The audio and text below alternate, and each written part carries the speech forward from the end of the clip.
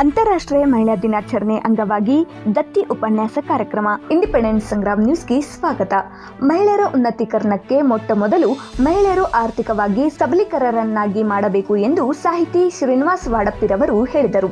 ಅವರು ಯವನಮ್ಮ ಅಣತಪ್ಪ ಹಡಗಲಿ ಸ್ಮರಣಾರ್ಥಿ ದತ್ತಿ ಹಾಗೂ ಪ್ರೊಫೆಸರ್ ಭೋಪಾಲಪ್ಪ ಬಾ ಬಾಗಿ ಸ್ಮರಣಾರ್ಥ ದತ್ತಿ ಹಾಗೂ ಅಂತಾರಾಷ್ಟ್ರೀಯ ಮಹಿಳಾ ದಿನಾಚರಣೆ ಅಂಗವಾಗಿ ಜಿಲ್ಲಾ ಕನ್ನಡ ಸಾಹಿತ್ಯ ಭವನದಲ್ಲಿ ಉಪನ್ಯಾಸ ಕಾರ್ಯಕ್ರಮದಲ್ಲಿ ಮಾತನಾಡಿದರು. ಅಂದು ಇಂದು ಮಹಿಳೆಯರ ಬಗ್ಗೆ ಮಾತನಾಡುವುದಾದರೆ, ಹೆಣ್ಣು ಒಂದು ಹುಟ್ಟಿದ ಮನೆಗೆ ಕೀರ್ತಿಯಾಗಿ, ಭೂಮಿ ತಾಯಿಯಾಗಿ, ನದಿಯಾಗಿ, ತಂದೆ ತಾಯಿಗೆ ಆರ್ತಿಯಾಗಿ, ಸಹೋದರತ್ವಕ್ಕೆ ಸಹೋದರದ ಬಾಂಧವ್ಯವಾಗಿ, ಹೀಗೆ ಜೀವನದ ಬಾಂಧವ್ಯವನ್ನ ತುಂಬಿರುವ ಹೆಣ್ಣಿಗೆ ನಾನು ಹೆಣ್ಣಾಗಿ ಹುಟ್ಟಿರುವುದು ಪುಣ್ಯ ಎಂದು ಸರ್ಕಾರಿ ಪ್ರಥಮ ದರ್ಜೆ ಮಹಾವಿದ್ಯಾಲಯದ ಸಹಾಯಕ ಪ್ರಾಧ್ಯಾಪಕರಾದ ಡಾಕ್ಟರ್ ಸುಪ್ರಿಯಾ ಬೆಳವೀರವರು ಉಪನ್ಯಾಸ ನೀಡಿದರು. ಕಾರ್ಯಕ್ರಮ ಅಧ್ಯಕ್ಷತೆ ವಹಿಸಿದ ಲಿಂಗರಾಜ್ ಅಂಗಡಿರವರು ಮಾತನಾಡಿದರು. ಕಾರ್ಯಕ್ರಮದಲ್ಲಿ ದತ್ತಿ ದಾನಿಗಳಾದ Sujata, ಜನದತ್ Hadagali, Nandini Ashok Bhagi, professor KS Kaujalgi, doctor SS Doddamani, doctor Janadatt Hadagali, ಪದಾಧಿಕಾರಿಗಳು ಮತ್ತು ಸದಸ್ಯರು ಉಪಸ್ಥಿತರಿದ್ದರು.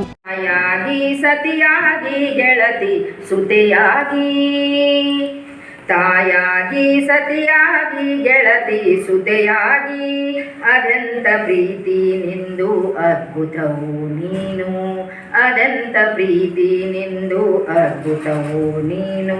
ತಾಯಿ ಲೋಕವೇ ನಿನ್ನ ಮನೆ, ಮಮತಾಯಿ ಮಹತಾಯಿ ಲೋಕವೇ ನಿನ್ನ ಮನೆ.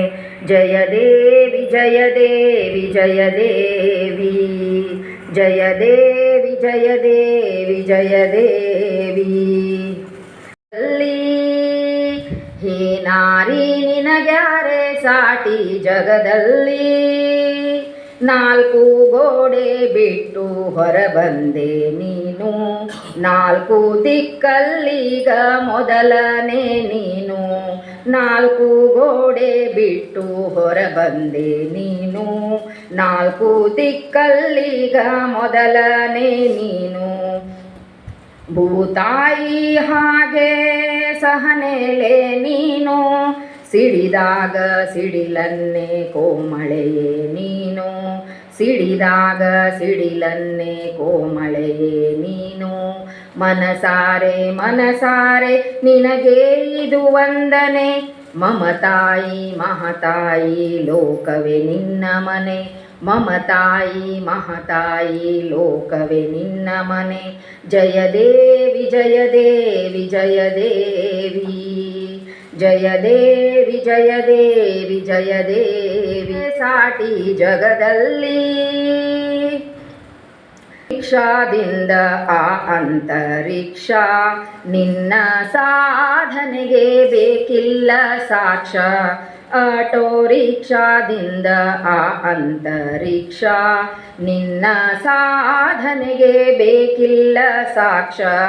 ಈ ಲೋಕದಲ್ಲಿ ಇಲ್ಲ ನೀನಿರದೆ ಏನು, ನಿನ್ನಿಂದ ನಿನ್ನಿಂದ ಈ ಸೃಷ್ಟಿ ತಾನು, ನಿನ್ನಿಂದ ನಿನ್ನಿಂದ ಈ ಸೃಷ್ಟಿ ತಾನು. ಜಯ ದೇವಿ ಜಯ ದೇವಿ ಜಯ ದೇವಿ, ಜಯ ದೇವಿ ಜಯ ದೇವಿ ಜಯ ದೇವಿ. ಹೇ ನಾರಿ ನಿನಗ್ಯಾರೆ ಸಾಟಿ ಜಗದಲ್ಲಿ, ಹೇ ನಾರಿ ನಿನಗ್ಯಾರೆ ಸಾಟಿ ಜಗದಲ್ಲಿ. ಅಪಾರ ಶಕ್ತಿ ನಿಂದು ದೇವತೆಯೋ ನೀನು, ಅಪಾರ ಶಕ್ತಿ ನಿಂದು ದೇವತೆಯೋ ನೀನು. ತಾಯಾಗಿ ಸತಿಯಾಗಿ ಗೆಳತಿ ಸುತೆಯಾಗಿ, ತಾಯಾಗಿ ಸತಿಯಾಗಿ ಗೆಳತಿ ಸುತೆಯಾಗಿ, ಅದೆಂತ ಪ್ರೀತಿ ನಿಂದು ದೇವತೆಯೋ ನೀನು, ಅದೆಂತ ಪ್ರೀತಿ ನಿಂದು ಅದ್ಭುತವೋ ನೀನು. ಮನಸಾರೆ ಮನಸಾರೆ ನಿನಗೆ ಇದು ವಂದನೆ, ಮಮತಾಯಿ ಮಹತಾಯಿ ಲೋಕವೇ ನಿನ್ನ ಮನೆ, ಮಮತಾಯಿ ಮಹತಾಯಿ ಲೋಕವೇ ನಿನ್ನ ಮನೆ. ದತ್ತಿಗಳನ್ನು ಸೇರಿಸಿ ಈ ಕಾರ್ಯಕ್ರಮವನ್ನು ಆಯೋಜಿಸಲಾಗಿದೆ. ಶ್ರೀಮತಿ ಯಮನಮ್ಮ ಅನಂತಪ್ಪ ಹಡಗಲಿ ಸ್ಮರಣಾರ್ಥ ದತ್ತಿ ಮತ್ತು ಪ್ರೊಫೆಸರ್ ಭೋಪಾಲಪ್ಪ ಬಾ ಬಾಗಿ ಸ್ಮರಣಾರ್ಥ ದತ್ತಿ ಕಾರ್ಯಕ್ರಮ ಇವತ್ತು ಅಂತಾರಾಷ್ಟ್ರೀಯ ಮಹಿಳಾ ದಿನಾಚರಣೆಯ ನಿಮಿತ್ತವಾಗಿ ಆಯೋಜನೆ ಮಾಡಿರ್ತಕ್ಕಂಥ ಈ ಒಂದು ಕಾರ್ಯಕ್ರಮದಲ್ಲಿ ಪ್ರೊಫೆಸರ್ ಭೋಪಾಲಪ್ಪ ಬಾ ಬಾಗಿಯವರ ಬದುಕು ಮತ್ತು ಬರಹವನ್ನು ಕುರಿತು ಉಪನ್ಯಾಸವನ್ನು ನೀಡುವುದಕ್ಕಾಗಿ ಬಾಡಪ್ಪಿ ಅವರು ಆಗಮಿಸಿದ್ದಾರೆ. ಅವರನ್ನ ಜಿಲ್ಲಾ ಕನ್ನಡ ಸಾಹಿತ್ಯ ಪರಿಷತ್ತಿನ ಪರವಾಗಿ ತಮ್ಮೆಲ್ಲರ ಪರವಾಗಿ ಪ್ರೀತಿಯ ಸ್ವಾಗತವನ್ನ ಬಯಸುತ್ತೇನೆ.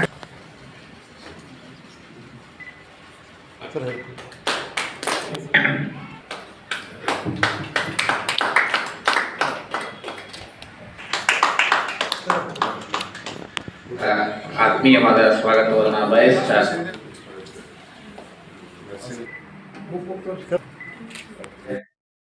ಆ ನಿಟ್ಟಿನೊಳಗ 8 ಮಕ್ಕಳ ತಾಯಿಯಾಗಿರ್ತಕ್ಕಂಥ ನನ್ನವ್ವ ಎಲ್ಲ ಮಕ್ಕಳಿಗೂ ಕೂಡ ವಿಶೇಷವಾಗಿರ್ತಕ್ಕಂಥ ಸಂಸ್ಕಾರವನ್ನ ನೀಡುವುದರ ಜೊತೆಗೆ ಯಾವ ಮಕ್ಕಳಿಂದಲೂ ಕೂಡ ಏನೂ ಪ್ರತಿಫಲ ಅಪೇಕ್ಷೆಯನ್ನ ಪಡಲಾರ್ದೇನೆ ನೀವು ಸುಖದಿಂದ ಇದ್ರೆ ಸಾಕು, ನೀವು ನೆಮ್ಮದಿಯಿಂದ ಇದ್ರೆ ಸಾಕು ಅನ್ನುವಂತಹ ಮನೋಭಾವನೆಯನ್ನ ತಾಳಿರ್ತಕ್ಕಂಥವಳು ತಾಯಿಯಾಗಿದ್ದು ಅಂತ ಹೇಳಿ ಭಾಗಿಯವರ ಪ್ರೊಫೆಸರ್ ಭಾಗಿಯವರ ಉಪನ್ಯಾಸ ಕಾರ್ಯಕ್ರಮಕ್ಕೆ ಮೊದಲೇ ಸಾರಿ ಬಂದಿರೋದಿನಲ್ಲ, ಹಿಂದೆ ಆದಂಥ ಅನೇಕ ಕಾರ್ಯಕ್ರಮಗಳಲ್ಲಿ ನಾನು ಪಾರ್ಟಿಸಿಪೆಂಟ್ ಆಗಿ ಕೂತದ್ದು ಉಂಟು. ಅವರ ಬಗ್ಗೆ ಅನೇಕ ಮಾತುಗಳನ್ನು ಈಗಾಗಲೇ ಕೇಳಿದ್ದೇನೆ. ಅದು ಒಂದಾದರೆ ಅದು ಒಂದು ಮಾತು ಭಾಗಿಯವರ ಬಗ್ಗೆ ಹೇಳ್ಬೋದಾದ್ದು. ಮತ್ತು ಇವತ್ತು ಅನೇಕ ಕಾರ್ಯಕ್ರಮಗಳು ಏಕಕಾಲದಲ್ಲಿ ಬೆಳೆಯಿಸಿವೆ. ಒಂದು ಮಹಿಳಾ ಅಂತಾರಾಷ್ಟ್ರೀಯ ದಿನಾಚರಣೆ, ಅದು ಮಾರ್ಚ್ 8ಕ್ಕೆ ಆಗಬೇಕಾಗಿತ್ತು, ಅದರಲ್ಲೊಂದು ಕಾರ್ಯಕ್ರಮ. ಆನಂತರ ಶ್ರೀಮತಿ ಯಮನಮ್ಮ ಹನುಮಂತ ಹಡಗಲಿಯವರ ಅಂದರೆ ನಮ್ಮ ದಿದ್ದತ್ ಹಡಗಲಿಯವರ ತಾಯಿಯವರ ಅವರದ್ದು ಸ್ಮರಣಾರ್ಥ ದತ್ತಿ ಇದೆ. ಹಾಗೆ ಅದರ ಜೊತೆಗೆ ನಮ್ಮ ಪ್ರೊಫೆಸರ್ ಬಿ ಗಾಗಿಯವರ ಒಂದು ಸ್ಮರಣಾರ್ಥ ಒಂದು ದತ್ತಿ ಕಾರ್ಯಕ್ರಮ. ಈ 3 ಕಾರ್ಯಕ್ರಮಗಳು ಒಂದೇ ಕಾಲದಲ್ಲಿ ಬೆಳೆಸಿರೋದ್ರಿಂದ ಅಂಥ ಒಂದು ಕಾರ್ಯಕ್ರಮ. ಆದರೆ ಮಹಿಳಾ ಅಂತಾರಾಷ್ಟ್ರೀಯ ದಿನಾಚರಣೆ ಅಂದ ತಕ್ಷಣ ನಾವು ಮಹಿಳೆಯರನ್ನು ಭಾಳ ಅಪೇಕ್ಷೆ ಮಾಡ್ತೇವೆ. ಆದರೆ ಮಹಿಳೆಯರು ಬರಬೇಕು ಮತ್ತು ಮಹಿಳೆಯರ ತಮ್ಮ ಬಗ್ಗೆ ತಾವೇ ವಿಚಾರ ಮಾಡಬೇಕು ಅಂದರೆ ಮಹಿಳೆ ಯಾವ ರೀತಿಯಿಂದ ಒಂದೊಂದು ಸ್ಥಾನಕ್ಕೆ ಬರ್ತಾಳೆ ಅನ್ನೋದು ಒಂದು ಮಾತಿರ್ತದೆ. ಆಗ ಆ ಕಾಲಘಟ್ಟದಲ್ಲಿ ನಾವೆಲ್ಲ ಮಹಿಳಾ ಕಾರ್ಯಕ್ರಮಗಳನ್ನು ಸಾಕಷ್ಟು ಸಾವಿರಾರು ಕಾರ್ಯಕ್ರಮಗಳನ್ನು ನಾನು ಈಗಾಗಲೇ ಬ್ಯಾಂಕ್ನಲ್ಲಿದ್ದಾಗ ಮಾಡಿದ್ದೇನೆ. ಒಂದು ಮಹಿಳಾ ಒಂದು ಉನ್ನತೀಕರಣ ಅಂತ ನನ್ನ ಮಟ್ಟಿಗೆ ನಾನು ತಿಳ್ಕೊಂಡು ಅನ್ನೋದಾದರೆ, ಮಹಿಳೆಯನ್ನ ಮೊಟ್ಟ ಮೊದಲು ಆರ್ಥಿಕವಾಗಿ ಸಬಲೀಕರಣಗೊಳಿಸೋದು ಬಹಳ ಮುಖ್ಯವಾದದ್ದು. ಅವಳು ಆರ್ಥಿಕವಾಗಿ ಅವಳ ಕೈಯಲ್ಲಿ ದುಡ್ಡು ಇದ್ದರೆ ಅವಳಿಗೆ ಏನನ್ನಾದರೂ ಸಾಧಿಸಲಿಕ್ಕೆ ಸಾಧ್ಯ ಆಗ್ತದೆ. ಅದರ ಜೊತೆಗೆ ಒಂದು ಸೋಷಿಯಲ್ ಆಗಿರತಕ್ಕಂಥ ಬೇರೆ ಬೇರೆ ಎತ್ತರಗಳಲ್ಲಿ ಇರೋದಕ್ಕೆ ಸಾಧ್ಯ ಆಗ್ತದೆ. ಸಮಾಜದಲ್ಲಿ ಅವಳು ತಲೆ ಎತ್ತಿ ನಿಲ್ಲಬೇಕಾದ್ರೆ ಮೂಲಭೂತವಾಗಿ ಬೇಕಾಗುವಂಥ ಆರ್ಥಿಕತೆ. ಮಹಿಳೆಯ ಕೈಯ ಸೆರಗಿನಲ್ಲಿ ದುಡ್ಡಿದ್ರೆ ಅವಳ ಗಂಡ ಅವಳ ಬೆನ್ನ ಹತ್ತಾಗ, ಇಲ್ಲದೆ ಹೋದ್ರೆ ಅವಳನ್ನ ಮನೆಯನ್ನ ಅದು ಅಡಿಗೆ ಮಾಡು ಇದನ್ನ ಮಾಡು ಅಂತ ಇಲ್ಲಿನ ಮಟ್ಟಿಗೆ ಅವಳನ್ನ ನಾವು ನೋಡ್ಕೊಂಬಂತಾಗಿದೆ. ಅದಕ್ಕಾಗಿ ನಾವು ಮಾಡಿದಂಥ ಒಂದು ಅಸಾಧಾರಣವಾದ ಕೆಲಸ ಅಂತಂದ್ರೆ, ಮಹಿಳಾ ದಿನಾಚರಣೆಯ ಸಂದರ್ಭದಲ್ಲಿ ಅದಕ್ಕಿಂತ ವರ್ಷಗಳ ಕಾಲ 30 ವರ್ಷಗಳ ಕಾಲ ಸತತವಾಗಿ ನಾನು ಇಡೀ ಜೀವನವನ್ನ ನನ್ನ ಬ್ಯಾಂಕ್ನಲ್ಲಿ ಇರ್ತದ್ದು ನಿರಂತರವಾಗಿ ಮಹಿಳಾ ಸಬಲೀಕರಣಕ್ಕಾಗಿಯೇ ನನ್ನ ಸಮರ್ಪಣೆ ಮಾಡಿಕೊಂಡೆ. ಬಹಳ ಅನೇಕ ಲಕ್ಷಾಂತರ ಜನರ ಎದುರುಗಡೆಗೆ ಮಹಿಳಾ ಸಬಲೀಕರಣದ ಬಗ್ಗೆ ಮಾತಾಡಿದರೆ, ಆರ್ಥಿಕತೆ ಬಗ್ಗೆ ಅವರ ಬಗ್ಗೆ ಕುರಿತು ಮಾತಾಡಿದ್ದಕ್ಕೆ ಅವರು ಇವತ್ತು ಒಂದು ಎತ್ತರ ಸ್ಥಿತಿಗೆ ಬಂದಿದ್ದಾರೆ. ಸಮಾಜದಲ್ಲಿ ತಲೆ ಎತ್ತಿ ನಿಲ್ಲುವಂಥ ಒಂದು ಪರಿಸ್ಥಿತಿಯಲ್ಲಿದ್ದಾರೆ. ಇದು ಒಂದು ಮಾತು ಮಹಿಳಾ ದಿನಾಚರಣೆ ಸಂದರ್ಭದಲ್ಲಿ. ಇನ್ನೊಂದು ದಿದ್ದತ್ ಹಡಗಲಿಯವರ ತಾಯಿ ಅವರ ಕುರಿತು ಈಗಾಗಲೇ ಅವರು ಹೇಳಿದರು. 8 ಮಕ್ಕಳಂತೆ, 8 ಮಕ್ಕಳನ್ನು ಪರಿಪಾಲಿಸಿದ್ರು ಪಾಪ. ಅಂಥ ಒಂದು ಪ್ರೀತಿಯ ಒಂದು ಜೀವ. ಅವರ ಬಗ್ಗೆ ಕುರಿತು ಅವರ ಫೋಟೋ ಕೂಡ ಇಲ್ಲಿದೆ ಅಂಥದ್ದು. ಮತ್ತು ಈಗಾಗಲೇ ಹೇಳಿದಾಗೆ ನಾನು ಇಲ್ಲಿ ಮಾತನಾಡಿ ನಿಂತಿರೋದು ಪ್ರೊಫೆಸರ್ ಭಾಗ್ಯವರ ಸಲುವಾಗಿ. ನನಗೆ ಬಹಳ ಸಂತೋಷ ಅನಿಸೋದು ಅಂದರೆ ನನಗೊಂದು ಅವಕಾಶ ಸಿಕ್ಕಿದೆ. ಈಗಾಗಲೇ ನಾನು ಇಲ್ಲಿ ಪ್ರೇಕ್ಷಕನಾಗಿ ಕೂತು ಅವರ ಕುರಿತು ಅನೇಕ ಭಾಷಣಗಳನ್ನು ಕೇಳಿದ್ದು ಉಂಟು. ಅದು ಈಗಾಗಲೇ ಹೇಳಿದೆ. ಅದು ಹೋದ ಸಾರಿ ಡಬ್ಬಲ್ಸ್ ಪ್ರೊಫೆಸರ್ ಮಾತಾಡಿದ್ರು. ಈ ಸಾರಿ ನಾನು ಮಾತಾಡ್ತಾ ಇದ್ದೇನೆ, ನಾನು ನೋಡ್ತಾ ಇದ್ದೇನೆ.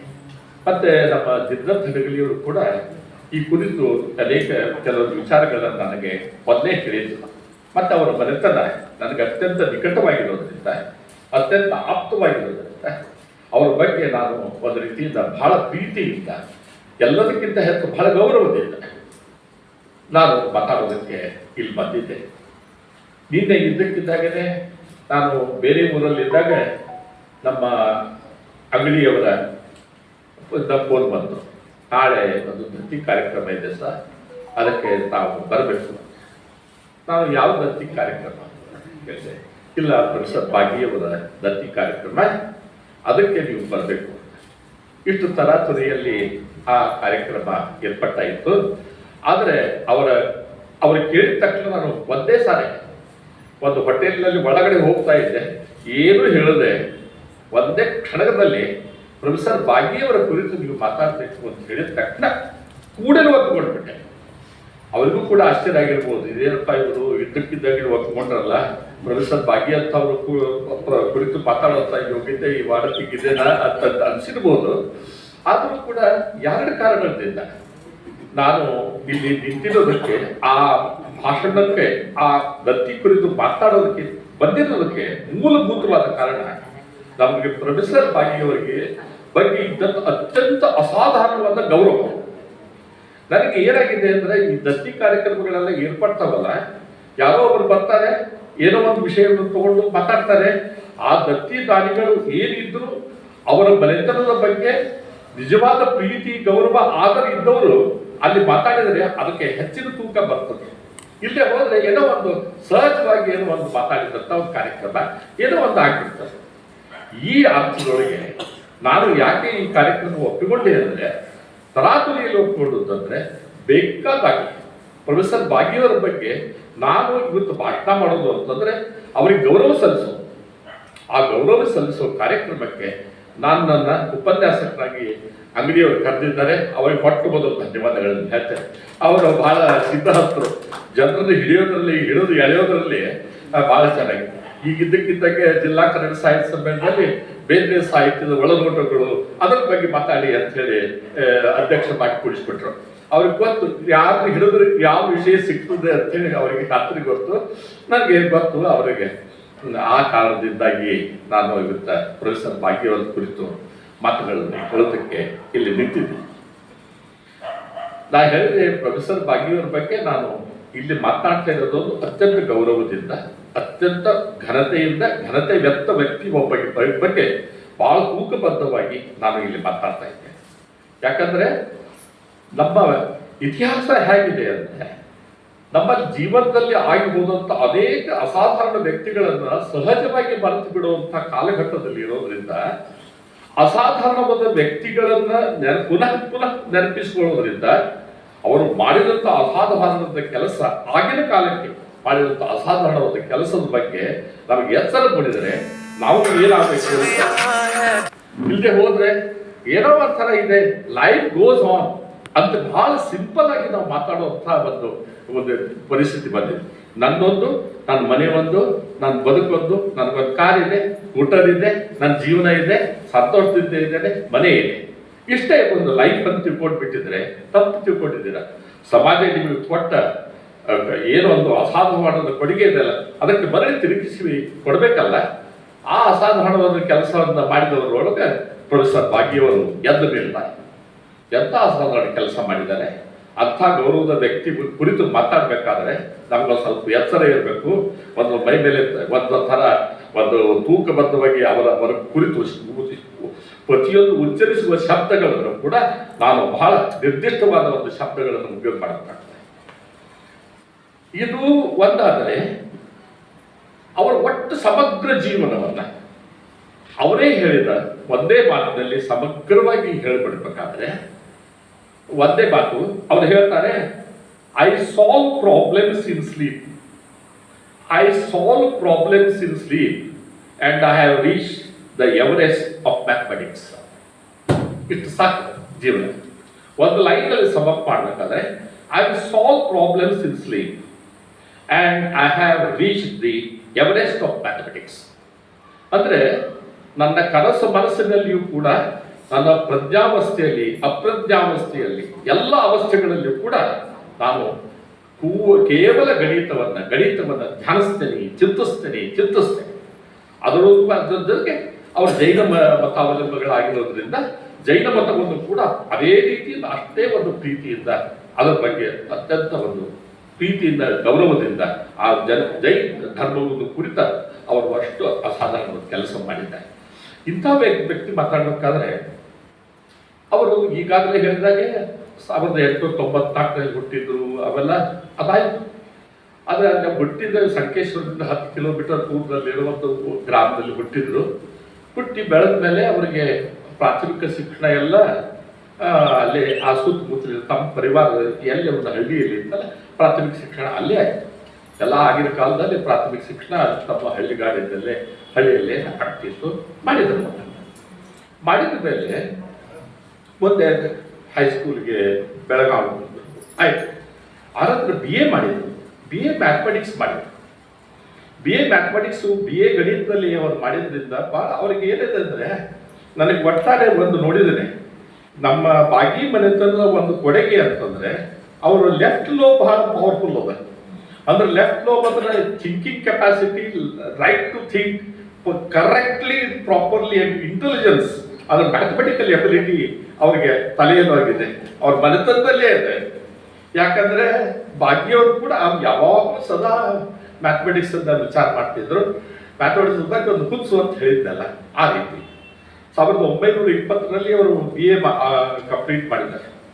1920ರಲ್ಲಿ 21 ನಮ್ದು 6 ತಿಂಗಳ ವಿಕ್ಟೋರಿಯಾ ಹೈಸ್ಕೂಲ್ ಅಂತಿತ್ತಲ್ಲ, ಈಗಿನ ವಿದ್ಯಾರ್ಥಿ ಹೈಸ್ಕೂಲ್ ಅಂತಿದ್ದೆಲ್ಲ, ಅಲ್ಲೇ ಒಂದು 6 ತಿಂಗಳ ಅಲ್ಲಿ ಕೆಲಸ ಮಾಡಿದ ತಕ್ಷಣ ಆವಾಗ BA ಆದಾಗನೇ ಪ್ರೊಫೆಸರ್ ಪೋಸ್ಟ್ ಸಿಗ್ತಿದ್ದು, ಲೆಕ್ಚರರ್ ಪೋಸ್ಟ್ ಸಿಗ್ತಿದ್ದು.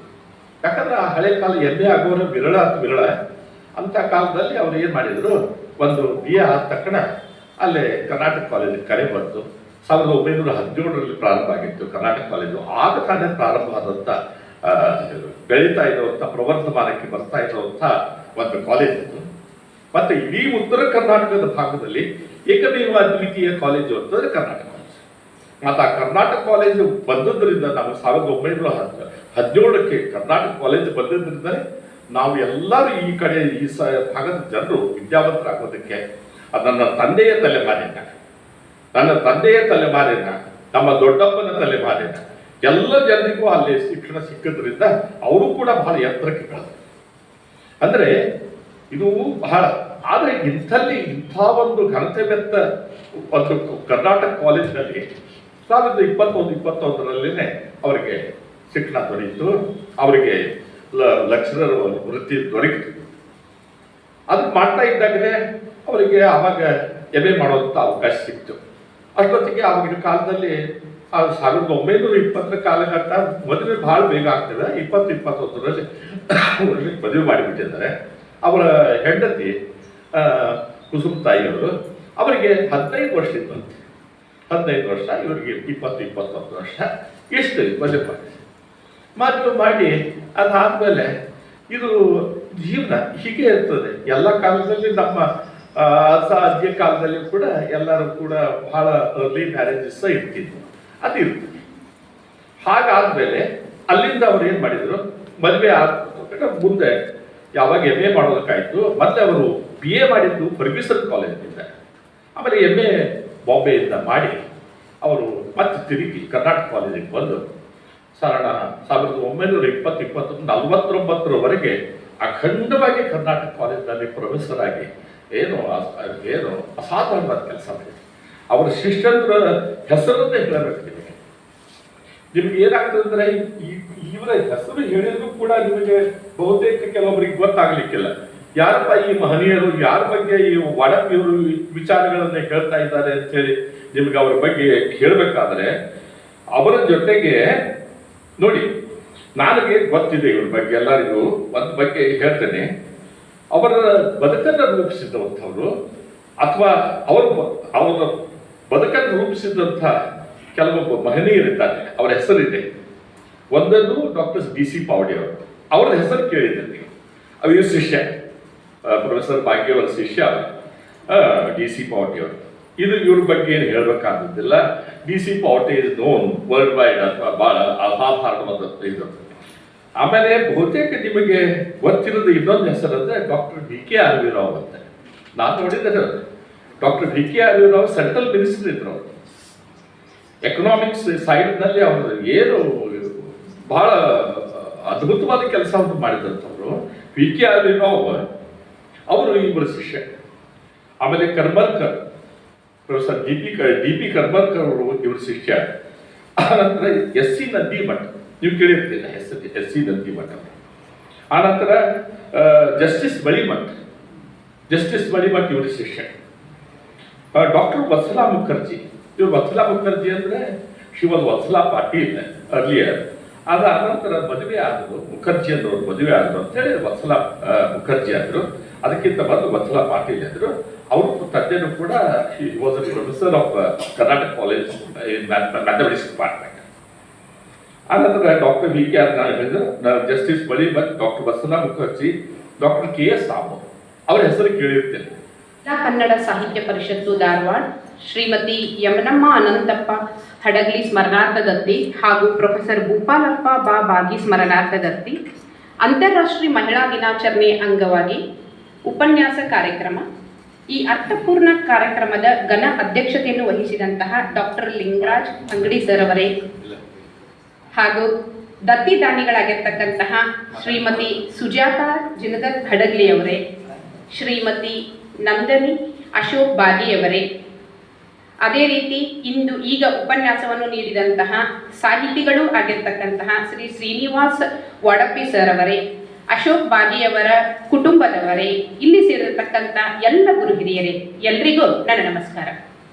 ವಿಷಯ ಅಂತ ಹೇಳಿ ಆತ್ಮೀಯರಾಗಿರ್ತಕ್ಕಂತಹ ಶ್ರೀಮತಿ ಸುಜಾತಾ ಜಿನದತ್ ಹಡಗಲಿ ಮೇಡಮ್ ಅವರು ಮಹಿಳೆ ಅಂದು ಇಂದು ಅನ್ನುವಂತಹ ವಿಷಯ ಕೊಟ್ಟಾಗ ಅತ್ಯಂತ ಸೂಕ್ತವಾಗಿರ್ತಕ್ಕಂತಹ ವಿಷಯ ಮತ್ತು ಇಂದಿನ ಕಾಲಕ್ಕೆ ನಾವೆಲ್ಲರೂ ಚಿಂತನೆ ಮಾಡಬೇಕಾದಂತಹ ವಿಷಯ ಅಂತ ಹೇಳಿ ಖುಷಿಯಾಯಿತು. ಮಹಿಳೆ ಅಂದು ಇಂದು ಅನ್ನೋ ವಿಷಯದ ಬಗ್ಗೆ ಮಾತನಾಡೋಕ್ಕಿಂತ ಮುಂಚೆ, ಹುಟ್ಟಿದ ಮನೆಗೆ ಕೀರ್ತಿಯಾಗಿ, ತಂದೆ ತಾಯಿಗೆ ಆರತಿಯಾಗಿ, ಸಹೋದರರಿಗೆ ಸಹೋದರತೆಯ ಬಾಂಧವ್ಯ ತುಂಬಿ, ಇನ್ನೊಂದು ಮನೆಗೆ ನಂದಾ ದೀಪವಾಗಿ, ಜನನಿಯಾಗಿ ಮಾತೃ ವಾತ್ಸಲ್ಯ ತುಂಬಿ, ಭೂತಾಯಿಯಾಗಿ ಅನ್ನ ನೀಡಿ, ಸಾವಿರಾರು ಹೆಸರುಗಳಿಂದ ನದಿಯಾಗಿ ಹರಿದು, ಹೀಗೆ ಜೀವನದ ನರನಾಡಿಗಳಲ್ಲಿ ಸಾರಸರ್ವಸ್ವವೂ ಆಗಿ ಪ್ರತಿಯೊಂದೊಂದರಲ್ಲಿಯೂ ಬಾಂಧವ್ಯದ ಬೆಸುಗೆಯಾಗಿ ಕೂಡುವಳು ಹೆಣ್ಣು. ಅಂತಹ ಹೆಣ್ಣಾಗಿ ಹುಟ್ಟಿರುವುದಕ್ಕೆ ನಾನು ಮೊದಲು ಹೆಮ್ಮೆ ಪಡುವಳಾಗಿದ್ದೇನೆ. ಹೆಣ್ಣನ್ನ ಭೂಮಿ, ನದಿ, ಮಹಾಶಕ್ತಿ, ಸ್ತ್ರೀ ಶಕ್ತಿ ಅಂತೆಲ್ಲ ಹೇಳ್ತಾರೆ. ಹಿಂದಿನಿಂದ ಇಂದಿನವರೆಗೂ ನಾವು ಮಹಿಳೆಯರನ್ನ ಯತ್ರ ನಾರ್ಯಸ್ತು ಪೂಜ್ಯಂತೆ ರಮಂತೆ ತತ್ರ ದೇವತಾ ಎಂದು ಹೆಣ್ಣಿಗೆ ಗೌರವನೀಯ ಸ್ಥಾನವನ್ನ ಕೊಟ್ಟು, ಪೂಜ್ಯ ಸ್ಥಾನವನ್ನ ಕೊಟ್ಟು ಬಂದಿದ್ದೀವಿ. ಇವತ್ತು ಇಂದಿನ ಅರ್ಥಾತ್ ಇಂದಿನ 21ನೇ ಶತಮಾನದ ಮಹಿಳೆಗೂ ಹಿಂದಿನ ಕಾಲದ ಮಹಿಳೆಗೂ ಇರುವಂತಹ ವ್ಯತ್ಯಾಸ ಏನು? ಅಂದಿನ ಅವರ ಕರ್ತವ್ಯ ಕಟ್ಟುಪಾಡುಗಳೇನಾಗಿದ್ವು? ಇಂದಿನ ಮಹಿಳೆಯರು ಯಾವ ಸವಾಲುಗಳನ್ನು ಎದುರಿಸ್ತಾ ಇದ್ದಾರೆ? ಸರ್ಕಾರ ಮತ್ತು ಸಮಾಜ ನಮಗೆ ನೀಡಿರತಕ್ಕಂತಹ ಸೌಕರ್ಯಗಳು, ಅವಕಾಶಗಳು, ಸಮಾನತೆ, ಇವುಗಳ ಕುರಿತು ಒಂದು 12 ಅಭಿಪ್ರಾಯಗಳನ್ನ ತಮ್ಮ ಗುರು ಹಿರಿಯರೊಂದಿಗೆ ಹಂಚಿಕೊಳ್ಳಲಿಕ್ಕೆ ಇಷ್ಟಪಡ್ತಾರೆ. ಮಕ್ಕಳು, ಅತ್ತೆ, ಮಾವ, ಕುಟುಂಬ ಎಂಬ 4 ಗೋಡೆಗಳ ಮಧ್ಯೆಗೆ ಬಂಧಿತಳಾಗಿದ್ಲು. ಶಿಕ್ಷಣದಿಂದ ಅದೆಷ್ಟೋ ಮಹಿಳೆಯರು ವಂಚಿತರಾಗಿದ್ರು. ತಮ್ಮ ಜೀವನ ಅಂತಂದ್ರೆ ಕೇವಲ ತನ್ನ ಒಂದು ಕುಟುಂಬಕ್ಕೋಸ್ಕರ ಮಾತ್ರ ಮೀಸಲು ಅನ್ನುವಂತಹ ಸ್ಥಿತಿ ಅಂದಿತ್ತು. ಅಷ್ಟೇ ಅಲ್ಲದೆ ಒಂದು ನಿರ್ಣಯವನ್ನು ತೆಗೆದುಕೊಳ್ಳುವಂತಹ ಅಧಿಕಾರ, ಅವಳಿಗೆ ಆ ಅವಕಾಶ, ಆ ಜಾಣ್ಯ, ಬುದ್ಧಿವಂತಿಕೆ ಇದ್ದರೂ ತನ್ನ ನಿರ್ಧಾರವನ್ನ ಹೇಳಲಾಗದಂತಹ ಸ್ಥಿತಿಯಲ್ಲಿ ಎಷ್ಟೋ ಮಹಿಳೆಯರು ತಮ್ಮ ಜೀವನವನ್ನೇ ಕಳೆದರು. ಅಷ್ಟೇ ಅಲ್ಲದೆ ಕೆಲವು ಸಾರಿಯವರು ಅಲಂಕಾರಿಕ ಗೊಂಬೆಗಳಂತೆ 24 ಗಂಟೆ ದುಡಿಯುವ ಯಂತ್ರದಂತೆಯೇ ತಮ್ಮ ಜೀವನವನ್ನ ಸವಿಸಿದ್ದಾರೆ. ಆದರೆ ಒಂದೇನಪ್ಪ ಅಂತಂದ್ರೆ, ಇಂದಿನ ಮಹಿಳೆಯರು ಮುಂದುವರಲಿಕ್ಕೆ ಕಾರಣ ಅಂತ ನೋಡಿದಾಗ, ಭಾರತದ ಪ್ರಥಮ ಮಹಿಳಾ ಶಿಕ್ಷಕಿಯಾಗಿರ್ತಕ್ಕಂತಹ ಸಾವಿತ್ರಿಬಾಯಿ ಫೂಲೆ ಅವರಂತಹ ಶಿಕ್ಷಕಿಯರು, ನಮ್ಮ ವಚನಕಾರ್ತಿಯರು, ಶರಣೆಯರು, ಸಾಕಷ್ಟು ಸಮಾಜದಲ್ಲಿರ್ತಕ್ಕಂತಹ ಚಿಂತನೆಯನ್ನ ಮಾಡುವಂತಹ ಬರಹಗಾರರು, ಮುಖ್ಯವಾಗಿ ಶಿಕ್ಷಕರು, ಗುರು ಹಿರಿಯರು, ನಮ್ಮ ಸಮಾಜ, ಕುಟುಂಬ ಹಂತ ಹಂತವಾಗಿ ಮಹಿಳೆಯರಿಗೆ ಅವಕಾಶವನ್ನು ಕೊಡ್ತಾ ಬಂದಿರೋದ್ರಿಂದ ಇಂದಿನ ಮಹಿಳೆ ಏನಾಗಿದ್ದಾಳೆ? ಇಂದಿನ 21ನೇ ಶತಮಾನದ ಮಹಿಳೆ ಸಾಮಾಜಿಕ, ರಾಜಕೀಯ, ಆರ್ಥಿಕ, ಧಾರ್ಮಿಕ ಎಂಬ ಜಗತ್ತಿನ 4 ಗೋಡೆಗಳನ್ನು ಮೆಟ್ಟಿ ನಿಂತು ಎಲ್ಲ ಕ್ಷೇತ್ರಗಳಲ್ಲಿಯೂ ಸಾಧನೆಯನ್ನ ಮಾಡಿ ತನ್ನದೇ ಆಗಿರ್ತಕ್ಕಂತಹ ಛಾಪನ್ನ ಮೂಡಿಸಿದ್ದಾಳೆ. ಹಾಗಿದ್ದಾಗ ಹೆಣ್ಣು ಕುಟುಂಬದ ಕಣ್ಣು ಅಂತೀವಿ. ಹಾಗಂದ್ರೆ ಏನು? ಕಣ್ಣಿನಿಂದಲೇ ಎಲ್ಲ ನೋಡ್ತೀವಿ ಅನ್ನುವಾಗ ಒಂದು ಹೆಣ್ಣನ್ನ ನೋಡಿದ್ರೆ ಒಂದು ಕುಟುಂಬವನ್ನ ನೋಡಿದ್ರೆ ಅದರಲ್ಲಿ ಅವಳ ಪಾತ್ರ ಎಷ್ಟಿದೆ ಅನ್ನೋದು ಗೊತ್ತಾಗತ್ತೆ. ಈಗ ಜಿನದತ್ತ ಹಡಗಲಿ ಅವರು ಹೇಳಿದ್ರು, ತಾಯಿ ಸಂಸ್ಕಾರವನ್ನ ಕೊಟ್ಟಾಗ ನೋಡ್ರಿ ಅದೇ ತರ ಕುಟುಂಬದಲ್ಲಿ ಮಕ್ಕಳು ಬೆಳೀತಾರೆ ಅಂತೇಳಿ ನಾವೇನಂತ ಹೇಳ್ತೀವಿ, ಈಗ ನೂಲಿನಂತೆ ಸೀರೆ, ತಾಯಿಯಂತೆ ಮಗಳು. ಹೌದಾ? ಅಂದ್ರೆ ಏನ್ ಹೇಳ್ತಾರೆ, ಒಂದು ತಾಯಿ ಯಾವ ರೀತಿ ಸಂಸ್ಕಾರವನ್ನ ಕೊಡ್ತಾಳೋ ಆ ರೀತಿ ಆ ಮಕ್ಕಳು ಬೆಳೀತಾರೆ. ಬೆಳೀತಾ ಬೆಳೀತಾ ತಾಯಿಯ ಮಾತು, ತಂದೆಗೆ ಹೇಳಿದಂತಹ ಪಾಠಗಳು, ಮನೆಯಲ್ಲಿರ್ತಕ್ಕಂಥ ಸಂಸ್ಕಾರಗಳು, ಧಾರ್ಮಿಕ ಸಂಪ್ರದಾಯಗಳು, ಸಮಾಜದ ಆಚರಣೆಗಳು ನಮ್ಮನ್ನ ಬೆಳೆಸ್ತಾ ಹೋಗ್ತಾರೆ. ಹಾಗಾಗಿ ಇಂದಿನ 21ನೇ ಶತಮಾನದ ಮಹಿಳೆಯರು ಪ್ರಮುಖವಾಗಿ ಮಕ್ಕಳಿಗೆ ಸಂಸ್ಕಾರವನ್ನ ಕೊಡುವಂತಹ, ನಮ್ಮ ಸಂಸ್ಕೃತಿ ಸಂಪ್ರದಾಯವನ್ನ ಉಳಿಸುವಂತಹ ಗುರುತರ ಜವಾಬ್ದಾರಿಯನ್ನ ನಾವೆಲ್ಲ ಇಂದು ನಮ್ಮ ಹೆಗಲ ಮೇಲೆ ಹೊತ್ತಿದ್ದೀವಿ. ಒಂದು ಸಂತೋಷದ ವಿಷಯ ಏನಪ್ಪಾ ಅಂತಂದ್ರೆ 2023ರ IMC.Organization ಎನ್ನುವಂತಹ ವರದಿಯ ಪ್ರಕಾರ ಇಂದು 3% ವಸ್ತುಗಳನ್ನ ಉತ್ಪಾದಿಸುವಂತಹ, ಸಂಪನ್ಮೂಲಗಳನ್ನ ಸಮರ್ಪಕವಾಗಿ ಬಳಸುವಂತಹ ಶಕ್ತಿ, ಯುಕ್ತಿ ಇರುವುದು ಮಹಿಳೆಯರಲ್ಲಿ. ಅಷ್ಟೇ ಅಲ್ಲದೆ ಮೈಕ್ರೋ ಸ್ಮಾಲ್ ಮೀಡಿಯಂ ಎಂಟರ್ಪ್ರೈಸಸ್ ನಲ್ಲಿ 10% ಮಹಿಳಾ ಕಾರ್ಮಿಕರು, ಮಹಿಳಾ ಉದ್ಯಮಿಗಳಿದ್ದಾರೆ. 20% ವಸ್ತುಗಳನ್ನ ತಯಾರು ಮಾಡಿ ಅಂತಾರಾಷ್ಟ್ರೀಯ ಮಟ್ಟದಲ್ಲಿ ಬೇಡಿಕೆಯನ್ನ ಹೆಚ್ಚಿಸಿ, ಪೂರೈಕೆಯನ್ನ ಹೆಚ್ಚಿಸಿ, ಭಾರತದ ಆರ್ಥಿಕತೆಗೆ ಅವರದೇ ಆಗಿರ್ತಕ್ಕಂತಹ ಕೊಡುಗೆಯನ್ನ ಕೊಡುತ್ತಿರುವುದು ಮಹಿಳೆಯರು. ಇದನ್ನ ನಾವು ಎಲ್ಲರೂ ಒಪ್ಕೊಳ್ಳೇಬೇಕಾದಂತಹ ವಿಷಯ. ಇದಕ್ಕೆ ಹೇಗೆ ಸಹಾಯ ಆಯಿತು ಅಂತಂದ್ರೆ, ಅರ್ಥಶಾಸ್ತ್ರ ವಿಷಯವನ್ನು ನಾವು ಒಬ್ಬ ಅರ್ಥಶಾಸ್ತ್ರ ಪ್ರಾಧ್ಯಾಪಕಿಯಾಗಿರೋದ್ರಿಂದ ಗೊತ್ತಿಲ್ಲದೆ ಎಷ್ಟೋ ವಿಷಯಗಳು ಬರ್ತವೆ. ಆದ್ರೆ ಅವೆಲ್ಲವೂ ಸಹ ಮಹಿಳೆಯರ ಅಭಿವೃದ್ಧಿಯಲ್ಲಿ ಪೂರಕವಾಗಿರೋದ್ರಿಂದ ಒಂದೆರಡು ಅಂಶಗಳನ್ನ ನಿಮ್ಮ ಜೊತೆಯಲ್ಲಿ ಹಂಚಿಕೊಳ್ಳುವುದು ಒಳಿತು ಅಂತ ಅನಿಸುತ್ತೆ.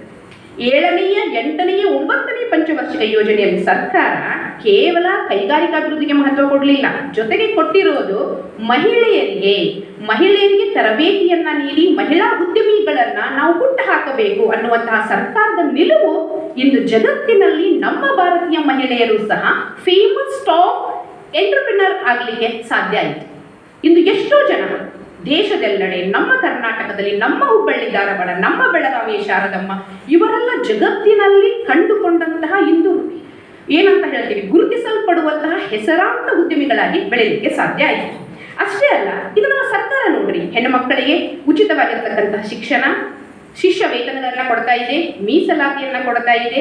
ಶಿಕ್ಷಣ ಕ್ಷೇತ್ರದಲ್ಲಿ, ಉದ್ಯೋಗ ಕ್ಷೇತ್ರದಲ್ಲಿ, ಎಲ್ಲಾ ಕ್ಷೇತ್ರಗಳಲ್ಲಿಯೂ ಹೆಣ್ಣು ಮಕ್ಕಳಿಗೆ ಅವರದೇ ಆಗಿರತಕ್ಕಂಥ ಅವಕಾಶಗಳನ್ನ ಕೊಟ್ಟು ಅವರು ಬೆಳೆಯಲಿಕ್ಕೆ ಸಹಾಯ ಮಾಡ್ತಾ ಇದೆ. ಇವೆಲ್ಲವೂ ಸಹ ಸರ್ಕಾರ ನೀಡುವಂತಹ ಯೋಜನೆಗಳು ಒಂದು ಸ್ವಾಗತಾರ್ಹವಾದಂತಹ ವಿಷಯ. ಇನ್ನೂ ಒಂದು ನೀವೆಲ್ಲ ಗಮನಿಸಿರಬೇಕು, ನೀವೆಲ್ಲ ಹಿರಿಯರು, ನಿಮ್ಮ ಅನುಭವದ ಮುಂದೆ ನನ್ನ ಮಾತು ಬಹಳ ಕಡಿಮೆ. ಹೆಣ್ಣೊಂದು ಕಲಿತರೆ ಶಾಲೆ ಮುಂದೆ ತರದಂತೆ ಅಂತ ಹೇಳಿದ್ರು. ಯಾಕೆ? ಒಂದು ಗಂಡು ಮಗು ಕಲಿತ್ರೆ ಅವನು ತನ್ನ ಸ್ನೇಹಿತನಿಗೋ ಅಥವಾ ತನ್ನ ಸಹೋದರನಿಗೋ ಆ ವಿಷಯವನ್ನು ಹಂಚಿಕೊಂಡ್ರೆ ಮುಗೀತು. ಆದ್ರೆ ಹೆಣ್ಮಕ್ಳು ಹೆಂಗಪ್ಪ ಅಂತಂದ್ರೆ, ತನಗೆ ಗೊತ್ತಿರುವಂತಹ, ತಾನು ಕಲಿತಂತಹ ಒಂದು ವಿಷಯವನ್ನ ಅವಳು ಬೇರೊಬ್ಬಳ ಜೊತೆಗೆ ಹಂಚ್ಕೊಳ್ತಾಳೆ. ಸ್ನೇಹಿತೆಗೆ, ಸಹೋದರಿಗೆ, ಅಕ್ಕ ತಂಗಿಯರಿಗೆ, ತನ್ನ ಅಕ್ಕಪಕ್ಕದವರಿಗೆ, ಹೀಗೆ ಆ ಮಾಹಿತಿಯನ್ನ ಎಲ್ಲರಿಗೂ ಮುಟ್ಟಿಸಿ ತಾನೊಬ್ಬಳೇ ಶಿಕ್ಷಿತಳಾಗದೆ ಎಲ್ಲರನ್ನ ಶಿಕ್ಷಿತಳನ್ನಾಗಿ ಮಾಡ್ತಾಳೆ. ಅದು ಹುಟ್ಟುತ್ತಾನೆ ಹೆಣ್ಣು ಮಕ್ಕಳಿಗೆ ದೇವರು ಕೊಟ್ಟಂತ ವರ ಅಂತಾನೆ ಹೇಳಬಹುದು. ಹಾಗಾಗಿ ಹೇಳಿದ್ರು, ಹೆಣ್ಣೊಂದು ಕಲಿತರೆ ಶಾಲೆಯೊಂದು ತೆರೆದಂತೆ. ನಿಜ, ಇಂದಿನ 21ನೇ ಶತಮಾನದ ಮಹಿಳೆ ಎಲ್ಲ ಕ್ಷೇತ್ರಗಳಲ್ಲೂ ಬೆಳೆದಿದ್ದಾಳಂದ್ರೆ ಅದಕ್ಕೆ ಪ್ರಮುಖ ಕಾರಣ ಶಿಕ್ಷಣ. ನಾವೆಲ್ಲರೂ ಒಪ್ಕೊಳ್ಳೇಬೇಕಾದಂಥದ್ದು. ವಿದ್ಯೆಗೆ ಬಾಳಿನ ಬೆಳಕು. ನಾವು ಶಿಕ್ಷಿತರಾಗದ ಹೊರತು ಜಗತ್ತಿನ ವಾಸ್ತವಿಕತೆಯನ್ನ ನಾವು ಅರ್ಥ ಮಾಡ್ಕೊಳ್ಳಿಕ್ಕೆ ಸಾಧ್ಯನೇ ಇಲ್ಲ. ಹಾಗಾಗಿ a land does not speak, it introduces itself through its life. Achievers never expose themselves, their achievement expose them. ಇಂದು ಎಷ್ಟೋ ಮಹಿಳೆಯರಿದ್ದಾರೆ, ಎಲೆಮರೆಯ ಕಾಯಿ ಅಂತಿದ್ರು ಎಲ್ಲ ಕ್ಷೇತ್ರಗಳಲ್ಲೂ ತಮ್ಮದೇ ಆಗಿರ್ತಕ್ಕಂತಹ ಕೊಡುಗೆಯನ್ನ ಕೊಟ್ಟಿದ್ದಾರೆ. ಇನ್ನೊಂದು ವಿಷಯ ಹೇಳಬೇಕಾದದ್ದು, ಇಂದು ಜಗತ್ತಿನೆಲ್ಲರ ಚರ್ಚೆಯಾಗ್ತಿರುವಂಥದ್ದು ಸುಸ್ಥಿರ ಅಭಿವೃದ್ಧಿ, ಸಸ್ಟೈನೇಬಲ್ ಡೆವಲಪ್ಮೆಂಟ್. ಅದರ 5ನೇ ಗುರಿ ಏನು? Gender equality. ಮಹಿಳೆಯರಿಗೆ ನಾವು ಸಮಾನತೆಯನ್ನ ಕೊಡಬೇಕು, ಲಿಂಗ ಸಮಾನತೆಯನ್ನ ಕೊಡಬೇಕು ಅನ್ನುವಂಥದ್ದು. ಹಾಗಾಗಿ the common facts of today are the products of yesterday research ಅಂತ ಹೇಳ್ತೀವಿ. ಇಂದು ನಾವೆಲ್ಲ ಏನು ಅಕ್ಕ ತಂಗಿಯರು, ಸಹೋದರಿಯರು ಎಂದು ಈ ಅವಕಾಶವನ್ನ ಆನಂದಿಸ್ತಾ ಇದ್ದೀವಿ, ಸಮಾನರಾಗಿ ಬೆಳೀತಾ ಇದ್ದೀವಿ ಅಂದ್ರೆ ಅದಕ್ಕೆ ಕಾರಣ ನಮ್ಮ ಗುರು ಹಿರಿಯರು. ನಮ್ಮ ಹಿರಿಯರು ನಮ್ಗೆ ಇಷ್ಟೆಲ್ಲ ಅವಕಾಶಗಳನ್ನ ಮಾಡಿ ಕೊಟ್ಟಿದ್ರಿಂದಾನೇ ನಾವು ಬೆಳೀತಾ ಇರೋದ್ರಿಂದ ಅವರಿಗೆ ನಾವು ಸದಾ ಕೃತಜ್ಞತೆಯನ್ನ ಹೇಳಬೇಕು. ಮಹಾತ್ಮ ಗಾಂಧೀಜಿಯವರು ಒಂದು ಮಾತು ಹೇಳ್ತಾರೆ, ಯಾವಾಗ ಭಾರತೀಯ ಒಬ್ಬ ಮಹಿಳೆ ಮಧ್ಯರಾತ್ರಿಯಲ್ಲಿ ನಿರ್ಭೀತಳಾಗಿ ಓಡಾಡ್ತಾಳೋ ಅದುವೇ ನಿಜವಾದ ಸ್ವಾತಂತ್ರ್ಯ ಅಂತ ಹೇಳಿ. ಆದ್ರೆ ಇಂದೇನಾಗಿದೆ, ಸಾಕಷ್ಟು ಸವಾಲುಗಳನ್ನ, ಸಮಸ್ಯೆಗಳನ್ನ ಇಂದಿನ ಆಧುನಿಕ ಮಹಿಳೆ ಎದುರಿಸ್ತಾ ಇದ್ದಾಳೆ. ಅದಕ್ಕೆ ಸಮಾಜ ಮಾತ್ರ ಕಾರಣ ಅಲ್ಲ, ಅವಳೂ ಕಾರಣಕರ್ತಳು ಅನ್ನೋದನ್ನ ನಾವಿಂದು ಅರ್ಥ ಮಾಡ್ಕೊಳ್ಬೇಕಾಗಿದೆ. ಸ್ನೇಹಿತರೆ, ಒಂದು ವಿಷಯ ನಿಮಗೆ ಹೇಳ್ಬೇಕಪ್ಪ ಅಂತಂದ್ರೆ, ಸಮಾಜದಲ್ಲಿ ಇಷ್ಟೆಲ್ಲ ಶಿಕ್ಷಣ ಇದ್ರು ಇಂದಿನ 21ನೇ ಶತಮಾನದ ಮಹಿಳೆಯರು ಸಾಕಷ್ಟು ಸಮಸ್ಯೆಗಳನ್ನ ಎದುರಿಸ್ತಾ ಇರೋದು ಅನ್ನೋದಕ್ಕೆ ಒಂದೇ ಒಂದು ಸಿಂಪಲ್ ಎಕ್ಸಾಂಪಲ್ ನ ಕೊಡ್ತೀನಿ. 2019ರಲ್ಲಿ ನನ್ನ ಸಹೋದ್ಯೋಗಿಯೊಬ್ಬರು MBA ಮಾಡಿ PhD ಮಾಡೋದಕ್ಕೆ ಅವರು ಕ್ವೆಶ್ಚನರ್ ಅನ್ನ ರೆಡಿ ಮಾಡಬೇಕಿತ್ತು. ಅವ್ರ ಟೈಟಲ್ ಏನಿತ್ತಪ್ಪ ಅಂತಂದ್ರೆ, ಉದ್ಯೋಗಸ್ಥ ಮಹಿಳೆಯರ ಸ್ಥಾನಮಾನ ಇನ್ನೊಂದೇನು ಸೆಂಟೆನ್ಸ್ ಇತ್ತು, ಸಾರಿ ನಾ ಮರ್ತೀನಿ. ಅವರು ನನ್ನ ಹತ್ರ ಬಂದು, ನಾವೀಗ ಒಂದು ಕ್ವೆಶ್ಚನರ್ ಅನ್ನ ರೆಡಿ ಮಾಡಬೇಕು, ಅವ್ರು ಎದುರಿಸ್ತಕ್ಕಂಥ ಸಮಸ್ಯೆಗಳೇನು ಅನ್ನೋದನ್ನ ನಮ್ಮ ಗೈಡ್ ಇಮ್ಮಿಡಿಯೇಟ್ ಆಗಿ 1 ವಾರದಲ್ಲಿ ಕಲೆಕ್ಟ್ ಮಾಡ್ಬೇಕಂತ ಹೇಳಿದ್ದಾರೆ, ಏನು ಪ್ರಶ್ನಾವಳಿ ಹಾಕೊಳ್ಳೋಣ ಅಂತ ಬಂದ್ಲು. ಅದಕ್ಕೆ ನಾನು ಅವಾಗ ಬೆಳಗಾವಲ್ಲೇ ಇದ್ದಿರೋದ್ರಿಂದ ಬೆಳಗಾವಿ ಶಹರದಲ್ಲಿರ್ತಕ್ಕಂಥ ಉದ್ಯೋಗಸ್ಥ ಮಹಿಳೆಯರಿಗೆ ಈ ಒಂದು ಕ್ವೆಶ್ಚನರ್ ಅನ್ನ ರೆಡಿ ಮಾಡಿದ್ವಿ. ಅದೆಲ್ಲ ನಿಮ್ಗೆ ಹೇಳೋದಿಲ್ಲ, ಲಾಸ್ಟ್ ಒಂದು ಪಾಯಿಂಟ್ ಹೇಳ್ತೀನಿ. ನೀವು ಇಂದು ಸಮಾಜದಿಂದ ಅಥವಾ ಕುಟುಂಬದಿಂದ ಏನನ್ನ ಬಯಸ್ತೀರಾ, what you are expecting from the family or the society ಅಂತ ಹೇಳಿ ನಾವು ಒಂದು 4-5 ಆಪ್ಷನ್ ಇಟ್ಟಿದ್ವಿ. ಲಾಸ್ಟ್ 92% ಆಫ್ ವುಮೆನ್ ಟಿಕ್ ಹಾಕಿದ್ರು ಯಾವ ಪಾಯಿಂಟಿಗೆ ಗೊತ್ತಾ? We need moral support. ಅವರು ನಮಗೆ ಆಸ್ತಿ ಬೇಕಂತ ಕೇಳಿಲ್ಲ, ನನಗೆ ಉಡುಗೊರೆಗಳನ್ನ ಕೊಡಬೇಕು, ಗಿಫ್ಟ್ ಕೊಡಬೇಕು ಅಂತ ಕೇಳಿಲ್ಲ, ನನಗೆ ಮನೆಯಲ್ಲಿ ಹಿರಿಯರ ಸ್ಥಾನ ಬೇಕು ಅಂತ ಕೇಳಿಲ್ಲ, ಅದೆಲ್ಲ ಆಪ್ಷನ್ ಅಲ್ಲಿ ಇಟ್ಟಿದ್ವಿ. ಹಾ sir, 92% sir, still we have that record. ಅವ್ರು ಏನ್ ಹೇಳಿದ್ರು? Moral support. We need moral support working women's. ಅದಕ್ಕೆ ನನ್ನ ಅನುಭವ ಬಂದಂಗೆ ನಾನು ಹೇಳ್ತೀನಿ, ಏನಪ್ಪಾ ಅಂತಂದ್ರೆ, ಏನೇ ಇದ್ರು ಯಾವುದರಲ್ಲೇ ಸಂದರ್ಭದಲ್ಲಿದ್ರು ಹೆಣ್ಮಕ್ಳಿಗೆ ಪ್ರಮುಖವಾಗಿ ಬೇಕಾಗಿರೋದು ಮಾರಲ್ ಸಪೋರ್ಟ್. ಅಂದ್ರೆ ಏನು? ಅವರಿಗೆ ಯಾವುದನ್ನೋ ಸಿಟ್ಟಿನಲ್ಲೋ ಅಥವಾ ಯಾವುದೋ ಕಾರಣದಲ್ಲಿ ಹೇಳುವ ಬದಲಿಗೆ ಅವಳನ್ನು ಸ್ವಲ್ಪ ಹೊಗಳಿ, ಅವಳಿಗೆ ಹೇಳುವುದನ್ನೇ ನಗು ಮುಖದಲ್ಲಿ ಹೇಳಿದ್ದೇ ಆದ್ರೆ ಅವಳು 100% ಚಾರ್ಜ್ ಆಗ್ತಾಳೆ, ನೀವು ಹೇಳಿದ್ದನ್ನ ಕೇಳ್ತಾಳೆ. ಆ ರಿಸಲ್ಟ್ ಅಲ್ಲಿ ನನ್ನ ಫ್ರೆಂಡ್ ಫೈಂಡಿಂಗ್ಸ್ ಅಲ್ಲಿ ಅದನ್ನ ಹಾಕಿದ್ದನ್ನು ಅವ್ರು ಗೈಡು ಲೈಕ್ ಮಾಡಿದ್ರು, ಯೂನಿವರ್ಸಿಟಿಯವರು ಅದನ್ನ ಸರಿ ಅಂತ ಒಪ್ಕೊಂಡ್ರು. ಹಾಗಾಗಿ ಎದಕ್ಕೆ ಹೇಳ್ತಾ ಇದ್ದೀನಪ್ಪ ಅಂತಂದ್ರೆ, ಇಂದಿನ ಮಹಿಳೆಯರು ಇದೇ ತರ ಸಾಕಷ್ಟು ದೈಹಿಕ ಮಾನಸಿಕ ಸಮಸ್ಯೆಗಳನ್ನ ಎದುರಿಸ್ತಾ ಇದ್ದಾರೆ. ಅದಕ್ಕೆ ಕಾರಣ ಕುಟುಂಬ, ಗಂಡು ಮಕ್ಕಳು ಅಂತ ನಾನು ಯಾವತ್ತೂ ಹೇಳೋದಿಲ್ಲ. ಯಾಕಂದ್ರೆ ಸ್ವತಃ ನನಗೆ ಬಹಳ ಸಂತೋಷ ಇದೆ, ಭಾಗ್ಯವರು ಇದಾರಲ್ಲ, ಅವ್ರ ಊರ ಹತ್ರದವಳೆ ನಾನು. ನಮ್ಮ ಮನೇಲಿ ಇಂದಿಗೂ ನಮಗ ಹೆಣ್ಮಕ್ಳಾದ್ರೂ ಮಗನ ಅಂತನ ಕರೀತಾರೆ. ನಮ್ಮೂರು ದುಪ್ಪದಾಳ್, ಘಟ್ಟಪ್ರಭಾ ಹತ್ರ, ಗೋಕಾಕ್ ತಾಲೂಕು. ನಮ್ಮ ತಂದೆ, ನಮ್ಮ ಅಣ್ಣ ತಮ್ಮಂದರು, ನಮ್ಮ ಮನೆಯವರು ಅಥವಾ ಗುರು ಹಿರಿಯರು ಎಲ್ಲರೂ ನಮಗೆ ಬಹಳ ಗಂಡು ಮಕ್ಕಳಿಗಿಂತ ಹೆಚ್ಚು ಪ್ರೋತ್ಸಾಹ ನಮ್ಮ ಮನೆಯಲ್ಲಿ ನಮಗೆ ಕೊಟ್ಟರು. PhD ಮಾಡಿದ್ಮೇಲೆ ಇನ್ನೊಂದು ಏನಾರ ಇದ್ರಲ್ಲಿ ಕಲ್ತು ಬಿಡಲ್ಲ, ಅಷ್ಟು ಮುಗಿತೇನು ಎಜುಕೇಶನ್ ಅಂತ ನಮ್ಮ ತಂದೆ ಕೇಳಿದ್ರು. ಪೋಸ್ಟ್ ಡಾಕ್ಟರಲ್ ಫೆಲೋಶಿಪ್ ಅಂತಿದೆ, ಮಾಡ್ಬೇಕಂತ ಅನ್ಕೊಂಡೆ. ಅಷ್ಟರಲ್ಲೇ ಉದ್ಯೋಗ ಸಿಕ್ತು. ನಾನು ಮುಂದಿನ ವರ್ಷ ಅದನ್ನ ಅಪ್ಲೈ ಮಾಡ್ತಿದ್ದೀನಿ ICSSR ಇಂದ. ನಂದು ಪ್ರಪೋಸಲ್ ಎಕ್ಸೆಪ್ಟ್ ಆಗಿದೆ. ಅವ್ರು ಏನ್ ಹೇಳ್ತಾರೆ, ನನ್ನ ತಮ್ಮ MD ಮಾಡಿದ, ಸಾಕಪ್ಪ ಎಷ್ಟು ಓದ್ತೀನಿ ನೀನು, ನಿಂಗೆ ಮದುವೆ ಮಾಡ್ತೀನಿ ಅಂದ್ರು. ಆದ್ರೆ ನಾನು PhD ಮಾಡಿದ ತಕ್ಷಣ ನಮ್ಮ ತಂದೆ, ಅಷ್ಟೇ ಏನು ಕಲಿಯೋದು, ಇನ್ನೊಂದು ಸ್ವಲ್ಪ ಏನಾರ ಇದ್ರ ಕಲಿ ನೀನು ಅಂತ ಹೇಳಿದ್ರು. ನಮ್ಮ ಮನೆಯಲ್ಲಿ ಸ್ವತಃ ಗಂಡು ಮಕ್ಕಳಿಗಿಂತ ಹೆಣ್ಣು ಮಕ್ಕಳಿಗೆ ಹೆಚ್ಚು ನಮ್ಮ ತಂದೆ ಪ್ರೋತ್ಸಾಹ ಕೊಟ್ಟಿರೋದ್ರಿಂದ ನಮ್ಮ ಅಕ್ಕ ತಂಗಿಯರೆಲ್ಲ ನಾವು MS ಮಾಡಿ, MD ಮಾಡಿ, ಡಾಕ್ಟ್ರು, ಇಂಜಿನಿಯರು, ಪ್ರಾಧ್ಯಾಪಕರಾಗಲಿಕ್ಕೆ ಸಾಧ್ಯ ಆಯಿತು. ಹಾಗಾಗಿ ನಾವು ಯಾವತ್ತೂ ಕೃತಜ್ಞರಾಗಿರ್ಬೇಕಾಗಿರೋದು ನಮ್ಮ ತಂದೆ ತಾಯಿಗಳಿಗೆ, ಪ್ರಮುಖವಾಗಿ ನಮ್ಮ ಅಣ್ಣ ತಮ್ಮಂದಿರಿಗೆ, ನಮ್ಮ ಮನೆಯವರಿಗೆ. ಇಂದು ನಾನು ಭಾಳ ಮಾತಾಡೋದಿಲ್ಲ, ಸಮಯ ಭಾಳ ಆಗಿದೆ, ನಿಮ್ಮ ಮುಖ ನೋಡಿದ್ರೆ ಗೊತ್ತಾಗುತ್ತೆ. ಇನ್ನು 1-2 ಮಾತುಗಳನ್ನ ಹೇಳಿ, ಇನ್ನು ಸವಾಲುಗಳು ಏನಿದ್ದಾವೆ, ಸಮಸ್ಯೆ ಏನಿದ್ದಾವೆ, ನಮ್ಮನ್ನು ನಾವು ಏನು ತಿದ್ದುಕೊಳ್ಬೇಕಾಗಿದೆ ಅನ್ನುವಂಥ 2 ಮಾತನ್ನ ಹೇಳಿ ನನ್ನ ಮಾತನ್ನ ಮುಗಿಸ್ತೀನಿ. ಆತ್ಮೀಯರೇ, ಇಂದಿನ ಜಗತ್ತಿನಲ್ಲಿ ಸರ್ ಈಗಾಗಲೇ ಒಂದು ಮಾತು ಹೇಳಿದ್ ನನಗೆ ಬಹಳ ಇಷ್ಟ ಆಯಿತು. ಸಾಹಿತಿಗಳು ಆರ್ಥಿಕ ಸ್ವಾತಂತ್ರ್ಯ ಬೇಕು ಅಂತ ಹೇಳಿದ್ರು. ಸರ್, ಹೋದ ತಿಂಗಳು ಕೋಆಪರೇಟಿವ್ ಸೊಸೈಟೀಸ್ದು ಒಂದು ಪ್ರಮೋಷನ್ ಇಂಟರ್ವ್ಯೂ ಇತ್ತು. ನಾನು ಇಂಟರ್ವ್ಯೂವರ್ ಆಗಿ ಕರೆದಿದ್ರು. ಇಲ್ಲೇ ನಮ್ಮ ಇದ್ರದ್ದು ಕರ್ನಾಟಕದಲ್ಲಿರ್ತಕ್ಕಂಥ ಎಲ್ಲ ಬ್ಯಾಂಕಿನ ಎಂಪ್ಲಾಯೀಸ್ ಬಂದಿದ್ರು. ಅದರಲ್ಲಿ 27% ಲೇಡೀಸ್ ಎಂಪ್ಲಾಯೀಸ್ ಇದ್ರು. ಅವರಿಗೆ ಇಂಟರ್ವ್ಯೂ ಮಾಡುವಾಗ ನಾವು ಕೇಳಿದ್ವಿ, ಇನ್ನು ಸಣ್ಣವರು ಇದ್ದೀವಿ, ಏಜ್ ಇದಾಗ ಬಂತು, ಕಡಿಮೆ ಸಂಬಳ ಕೊಡ್ತಾರೆ, ಯಾಕಮ್ಮ ನೀವು ಹಿಂಗೆ ಬ್ಯಾಂಕಲ್ಲಿ ಕೆಲಸ ಮಾಡ್ತೀರಿ, 12,000 ದುಡಿಯುವುದ, ಹಿಂಗೆಲ್ಲ ಕೇಳಿದಾಗ ಅವ್ರು ಹೇಳಿದ್ರು, ಮಾಡಮ್ಮ ನಮ್ಮ ಹತ್ರ ಇನ್ನು ಅಷ್ಟರೇ ಗಳಿಸಾತೀವಿ ಅಂತ ಹೇಳಿನ ಸಮಾಜದೊಳಗೆ, ಮನೆಯೊಳಗೆ ನಮಗೆ ಗೌರವ ಐತಿ, ನಾವು ಮೊದಲು ಆರ್ಥಿಕವಾಗಿ ಸ್ವಾತಂತ್ರ್ಯವನ್ನ ಪಡೆಯಬೇಕು, ಅಂದಾಗಲೇ ನಮಗೊಂದು ಸ್ವತಃ ಗುರುತಿಸುವಿಕೆ ಅನ್ನೋದು ಬರುತ್ತೆ ಅಂತ ಹೇಳಿ ಅನುಭವದ ಮಾತು. ಒಬ್ಬರಂತೂ 64 years old, ಕುಂದಗೋಳ ಹತ್ರ ಒಂದು ಬ್ಯಾಂಕಲ್ಲಿ ವರ್ಕ್ ಮಾಡ್ತಾರಂತವ್ರು, ಕಡಿಮೆ ಸಂಬಳಕ್ರಿ ಸರ್. ಏನ್ ಹೇಳಿದ್ರು ಅವರು, ನನ್ನ ಹತ್ರ ಅಷ್ಟು ರೊಕ್ಕ ಐತಿ ಅಂತ ಹೇಳಿ ನಮ್ಮ ಮನೆಯಾಗ ನನಗೆ ಕಿಮ್ಮತ್ ಕೊಡ್ತಾರ. ಅದಕ್ಕೋಸ್ಕರ ಇಂದ ಪ್ರಮುಖವಾಗಿ ಸರ್ ಹೇಳಿದಾಗೆ ಮಹಿಳೆಯರಿಗೆ ಆರ್ಥಿಕ ಸ್ವಾತಂತ್ರ್ಯ ಬೇಕು. 2ನೇದು ಸ್ವತಃ ಗುರುತಿಸುವಿಕೆ. ನಮ್ಮನ್ನ ಬಹಳ ಸಂತೋಷ ಇದೆ, ಇಂಥವ್ರ ಮಗಳು, ಇಂಥವ್ರ ಹೆಂಡತಿ, ಇಂಥವರ ತಾಯಿ ಅಥವಾ ಅಕ್ಕ ತಂಗಿ ಅಂತ ಗುರುತಿಸಿದ ಖುಷಿ ಆಗುತ್ತೆ. ಆದ್ರೆ ನಮ್ಮ ಹುದ್ದೆ, ನಾವು ಮಾಡಿದಂತಹ ಕೆಲಸ, ಸಣ್ಣ ಪುಟ್ಟ ಕೊಡುಗೆಗಳಿಂದ ನಮ್ಮನ್ನ ನಮ್ಮ ಹೆಸರಿನಿಂದಲೇ ಗುರುತಿಸಿದಾಗ ಬಹಳ ಸಂತೋಷ ಆಗುತ್ತೆ, ಆತ್ಮಾಭಿಮಾನ ಹೆಚ್ಚಾಗುತ್ತೆ, ಜೀವನ ಆನಂದವೂ ಸಹ ನಮಗೆ ಹೆಚ್ಚಾಗ್ತಾ ಹೋಗುತ್ತೆ. ಇನ್ನು ಮೂರನೇದೇನಪ್ಪಾ ಅಂದ್ರೆ ಮಹಿಳೆಯರು ನಮ್ಮ ಆರೋಗ್ಯದ ಕಡೆಗೆ ಹೆಚ್ಚು ಗಮನವನ್ನ ಕೊಡಬೇಕಾಗಿದೆ. ನೋಡ್ರಿ, ಒಂದು ಸರ್ವೆ ಹೇಳ್ತಾ ಇದೆ ಅಂತಾರಾಷ್ಟ್ರೀಯ ಮಟ್ಟದಲ್ಲಿ ಇಂದು ಮಹಿಳೆಯರು ಮನೆ ಒಳಗೂ ಹೊರಗೂ ದುಡಿತಾ ಇರೋದ್ರಿಂದ ಆರೋಗ್ಯದ ಬಗೆಗೆ ಕಡೆಗಣಿಸ್ತಾ ಇದ್ದಾರೆ, ಆರೋಗ್ಯದ ಬಗ್ಗೆ ಹೆಚ್ಚು ಗಮನ ಹರಿಸ್ತಾ ಇಲ್ಲ ಅಂತ. ಹಾಗಾಗಿ 20ನೇ ವಯಸ್ಸಿನಿಂದಲೇ ಸಾಕಷ್ಟು ಸಮಸ್ಯೆಗಳನ್ನ ಎದುರಿಸ್ತಾ ಬಂದು ಇಂದು ಉದ್ಯೋಗ ಮಾಡ್ತಿರ್ತಕ್ಕಂತಹ ಪ್ರೊಡಕ್ಟಿವ್ ಏಜ್ ಗ್ರೂಪ್ ಅಂತ ಏನ್ ಹೇಳ್ತೀವಲ್ಲ, ಅಲ್ಲಿಯೇ ಅವರಿಗೆ ಸಾಕಷ್ಟು ಆರೋಗ್ಯದ ಸಮಸ್ಯೆಯಿಂದ ಕೊಡುವಂತಹ ಶಕ್ತಿ ಸಾಮರ್ಥ್ಯ ಅಥವಾ ಕೊಡುಗೆ ಕಡಿಮೆ ಆಗ್ತಾ ಇದೆ. ಹಾಗಾಗಿ ಆರೋಗ್ಯದ ಬಗ್ಗೆ ಹೆಚ್ಚು ಗಮನ ಕೊಡಬೇಕು. ಅಷ್ಟೆಲ್ಲ ಆದ್ರೂ ಸಹ ಈಗೆಲ್ಲ ನೋಡಿದ್ವಿ ನಾವು ಸಮಸ್ಯೆಗಳು ಸವಾಲುಗಳು ಅಂತಂದಾಗ ಇನ್ನೊಂದು ಮಾತು ಹೇಳಲಿಕ್ಕೆ ಇಷ್ಟಪಡ್ತೀನಿ. Life is a challenge. Right? Life is a challenge. We should not escape from any challenges in our life. We have to challenge the challenges. ಇಲ್ಲಿ ಎಷ್ಟೋ ಸವಾಲುಗಳು ಬಂದಾಗ ಎಷ್ಟೋ ಜನ ಹೆಣ್ಣು ಮಕ್ಕಳು, ಹೌದಾ, ಬೆಂಗಳೂರಲ್ಲಿ ಮೊನ್ನೆ ಒಂದು ನನ್ನ ಸಹೋದರಿ ಹೇಳಿದ್ಲು, ಒಬ್ಬಳು ಯಾವುದೋ ಒಂದು ಕಾರಣಕ್ಕೆ ಆತ್ಮಹತ್ಯೆ ಮಾಡ್ಕೊಂಡ್ಲು ಅಂತ ಹೇಳಿ ಹೇಳ್ತಿದ್ಲು ನನ್ನ ತಂಗಿ. ಕಾರಣ ಏನಪ್ಪಾ ಅಂದ್ರೆ ಏನೋ ಒಂದು ಸಮಸ್ಯೆ, ಏನೋ ಒಂದು ಆದದ್ದು ಆ ಕ್ಷಣಕ್ಕೆ ನಾವು ಸಿಟ್ಟಿನ ಕೈಯಲ್ಲಿ ಬುದ್ಧಿ ಕೊಟ್ಟಾಗ ಜೀವನವನ್ನೇ ಕಳ್ಕೊಳ್ಬೇಕಾಗತ್ತೆ. ಇದು ಹೆಣ್ಣು ಮಕ್ಕಳಿಗೆ ಪ್ರಮುಖವಾಗಿ ಪೇಷನ್ಸ್, ತಾಳ್ಮೆ ಬೇಕು. ಅದನ್ನ ತಪ್ಪು ಒಪ್ಪನ್ನ ಪರಿಗಣಿಸಿ ನಾವು ಅರ್ಥ ಮಾಡ್ಕೊಳ್ಬೇಕಾಗಿದೆ. ಹಾಗಾಗಿ ಏನೇ ಜವಾಬ್ದಾರಿಗಳು ಸವಾಲುಗಳು ಬಂದ್ರು ಅದಕ್ಕೆ ಸವಾಲೊಡ್ಡಿ ಬದುಕುವಂಥದ್ದನ್ನ ನಾವಿಂದು ಕಲ್ಕೊಳ್ಬೇಕು. ಇನ್ನೊಂದೇನಪ್ಪಾ ಅಂತಂದ್ರೆ ನಮ್ಮ ಸಂಸ್ಕೃತಿ ಸಂಪ್ರದಾಯ ಎನ್ನುವುದು ನಮ್ಮ ಮೈಗಂಟಿದ ಚರ್ಮದಂತಿರಬೇಕು. ಬದಲಾವಣೆ ಜಗದ ನಿಯಮ ಒಪ್ಪೋಣ, ಆದ್ರೆ ನಮ್ಮತನವನ್ನೇ ಮರೆತು ಬದುಕಿದ್ರೆ ಬದುಕಿಗೆ ಅರ್ಥನೇ ಇಲ್ಲ.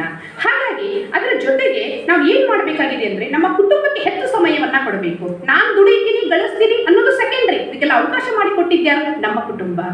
ನಮ್ಮ ಕುಟುಂಬದವರಿಗೆ, ಗುರು ಹಿರಿಯರಿಗೆ ಹೆಚ್ಚು ಸಮಯವನ್ನು ಕೊಡುವ, ಅವರನ್ನ ಆರೈಕೆ ಮಾಡುವುದರಲ್ಲಿ ನಾವು ಹೆಚ್ಚು ಎಂದು ನಮ್ಮ ಸಮಯವನ್ನ ಕಳಿಬೇಕಾಗಿದೆ. ಮಕ್ಕಳಿಗೆ ಸಂಸ್ಕಾರವನ್ನ ಕೊಡಬೇಕಾಗಿದೆ. ನಮ್ಮ ದೇಶದ ಸಂಸ್ಕೃತಿ ಪರಂಪರೆಯನ್ನ ಉಳಿಸಿ ಬೆಳೆಸುವಂತಹ ಗುರುತರ ಜವಾಬ್ದಾರಿ ನಮ್ಮೆಲ್ಲರ ಮೇಲಿದೆ. ಇಂದು ಸರ್ಕಾರ, ಸಮಾಜ ಸಾಕಷ್ಟು ಸವಾಲುಗಳನ್ನ, ಅವಕಾಶಗಳನ್ನ ನಮಗ ಒದಗಿಸಿದೆ. ಹಾಗಾಗಿ ಇಂದು ನಾವು ಸಶಕ್ತರನ್ನ ಆಗ್ತಾ ಇದ್ದೀವಿ ಅನ್ನುವಂಥ ಆಧುನಿಕ ಭರಾಟೆಯಲ್ಲಿ ಎಲ್ಲೋ ಒಂದು ಕಡೆ ನಮ್ಮತನವನ್ನ ಮರಿತಾ ಇದ್ದೀವೇನೋ ಅನ್ನುವಂತಹ ಅಳುಕು ನಮ್ಮನ್ನ ಕಾಡ್ತಾ ಇದೆ. ಹಾಗಾಗಿ ಇಂದು ನಮಗೆ ಸಹಾಯ ಸಹಕಾರವನ್ನ ಮಾಡುವಂತಹ ಸಮಾಜವನ್ನ, ಸರ್ಕಾರವನ್ನ, ಕುಟುಂಬವನ್ನ ಉಳಿಸಿ ಬೆಳೆಸುವುದರ ಜೊತೆಗೆ ನಾವು ಕಾರ್ಯಪ್ರವೃತ್ತರಾಗೋಣ. 3,100 ಮಂದಿರ ದೈವ ಸಾಸಿರ ಇದ್ದೊಡೆ, ವೇದವಿದ್ದೊಡೆ, ಶಾಸ್ತ್ರವಿದ್ದೊಡೆ, ಘನ ಪರಂಪರೆ ಇದ್ದೊಡೆ, ಏನು ಇದ್ದಡೆ ಏನು ಸಾರ್ಥಕ, ಮನೆಯ ಮಕ್ಕಳೇ ಮಲಗಿ ನಿದ್ರಿಸುತ್ತಿದ್ದರೆ. ಇಂದಿನ 21ನೇ ಶತಮಾನದ ಆಧುನಿಕ ಭರಾಟೆಯಲ್ಲಿ ಸಾಕ್ತಾ ನಾವು ಸಶಕ್ತರಾಗಿ, ವಿದ್ಯಾವಂತರಾಗಿ, ಪ್ರಜ್ಞಾವಂತರಾಗಿ ಏನೆಲ್ಲವನ್ನ ಸಾಧಿಸಿದ್ರೂ ಸಹ ನಾವು ನಮ್ಮತನವನ್ನ, ನಮ್ಮ ಸಂಸ್ಕೃತಿಯನ್ನ, ನಮ್ಮ ಕುಟುಂಬದ ಘನತೆಯನ್ನ, ನಮ್ಮ ಜವಾಬ್ದಾರಿಗಳನ್ನ ಮರೆತದ್ದೇ ಆದ್ರೆ ನಾವು ಯಾರು ಏನನ್ನೂ ಸಾಧಿಸಲಿಕ್ಕೆ ಸಾಧ್ಯ ಇಲ್ಲ, ಬದುಕಿಗೆ ಅರ್ಥವೂ ಬರುವುದಿಲ್ಲ. ಸ್ನೇಹಿತರೆ, ಪ್ರಮುಖವಾಗಿ ನಾವಿಂದು ಆರೋಗ್ಯವಂತರಾಗಿ, ವಿದ್ಯಾವಂತರಾಗಿ, ಪ್ರಜ್ಞಾವಂತರಾಗಿ ವಿಶ್ವ ಮಾನವ ಸಂದೇಶವನ್ನ ಸಾರ್ತಾ ಸುಸ್ಥಿರ ಅಭಿವೃದ್ಧಿಗಾಗಿ ನಾವು ಶ್ರಮವನ್ನ ಪಡುತ್ತಾ ಗೌರವಯುತವಾದಂತಹ ಬದುಕಿನಲ್ಲಿ ಬಾಳುವುದನ್ನು ಕಲಿಯೋಣ, ಅದನ್ನು ಸ್ವತಃ ನಾವು ಮೊದಲು ಪಾಲಿಸೋಣ ಅಂತ ಹೇಳ್ತಾ, ಕಟ್ಟತೇವ ನಾವು ಕಟ್ಟತೇವ, ಒಡೆದ ಮನಸ್ಸುಗಳ ಕಂಡ ಕನಸುಗಳ ನಾಡ ಕಟ್ಟತೇವ, ಹೊಸ ಗೂಡ ಕಟ್ಟತೇವ ಅಂತ ಹೇಳ್ತಾ ಅಂತಾರಾಷ್ಟ್ರೀಯ ಮಹಿಳಾ ದಿನಾಚರಣೆಯನ್ನು ಆಚರಿಸುವುದು ಕೇವಲ ನಮ್ಮ ಸಂಭ್ರಮ ಅಲ್ಲ, ಅದು ನಮ್ಮ ಜವಾಬ್ದಾರಿಯನ್ನು ಹೆಚ್ಚಿಗೆ ಮಾಡುತ್ತೆ.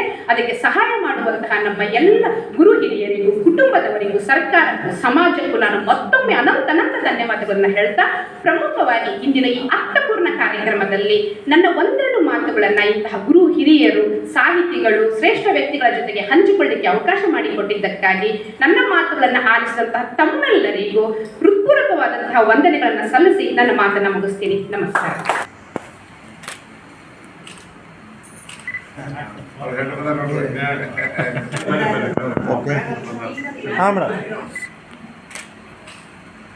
ಜಿಲ್ಲಾ ಕನ್ನಡ ಸಾಹಿತ್ಯ ಪರಿಷತ್ತು ಮತ್ತು ಇವತ್ತೇನು ಮಹತ್ವದ 2 ದತ್ತಿಗಳು, ಅದರಲ್ಲಿ ಶ್ರೀಮತಿ ಎಮ್ಮನಮ್ಮ ಅನಂತಪ್ಪ ಹಡಗಲಿ ಸ್ಮರಣಾರ್ಥ ದತ್ತಿ, ನಮ್ಮ ಗೆಳೆಯರಾದಂಥ ಹಡಗಲಿ ಸರ್, ಜಿಂದಾತ್ ಹಡಗಲಿ ಸರ್ ತಾಯಿಯ ಒಂದು ಸ್ಮರಣಾರ್ಥವಾಗಿ ಅವರೊಂದು ದತ್ತಿ ಇಟ್ಟಿದ್ದು.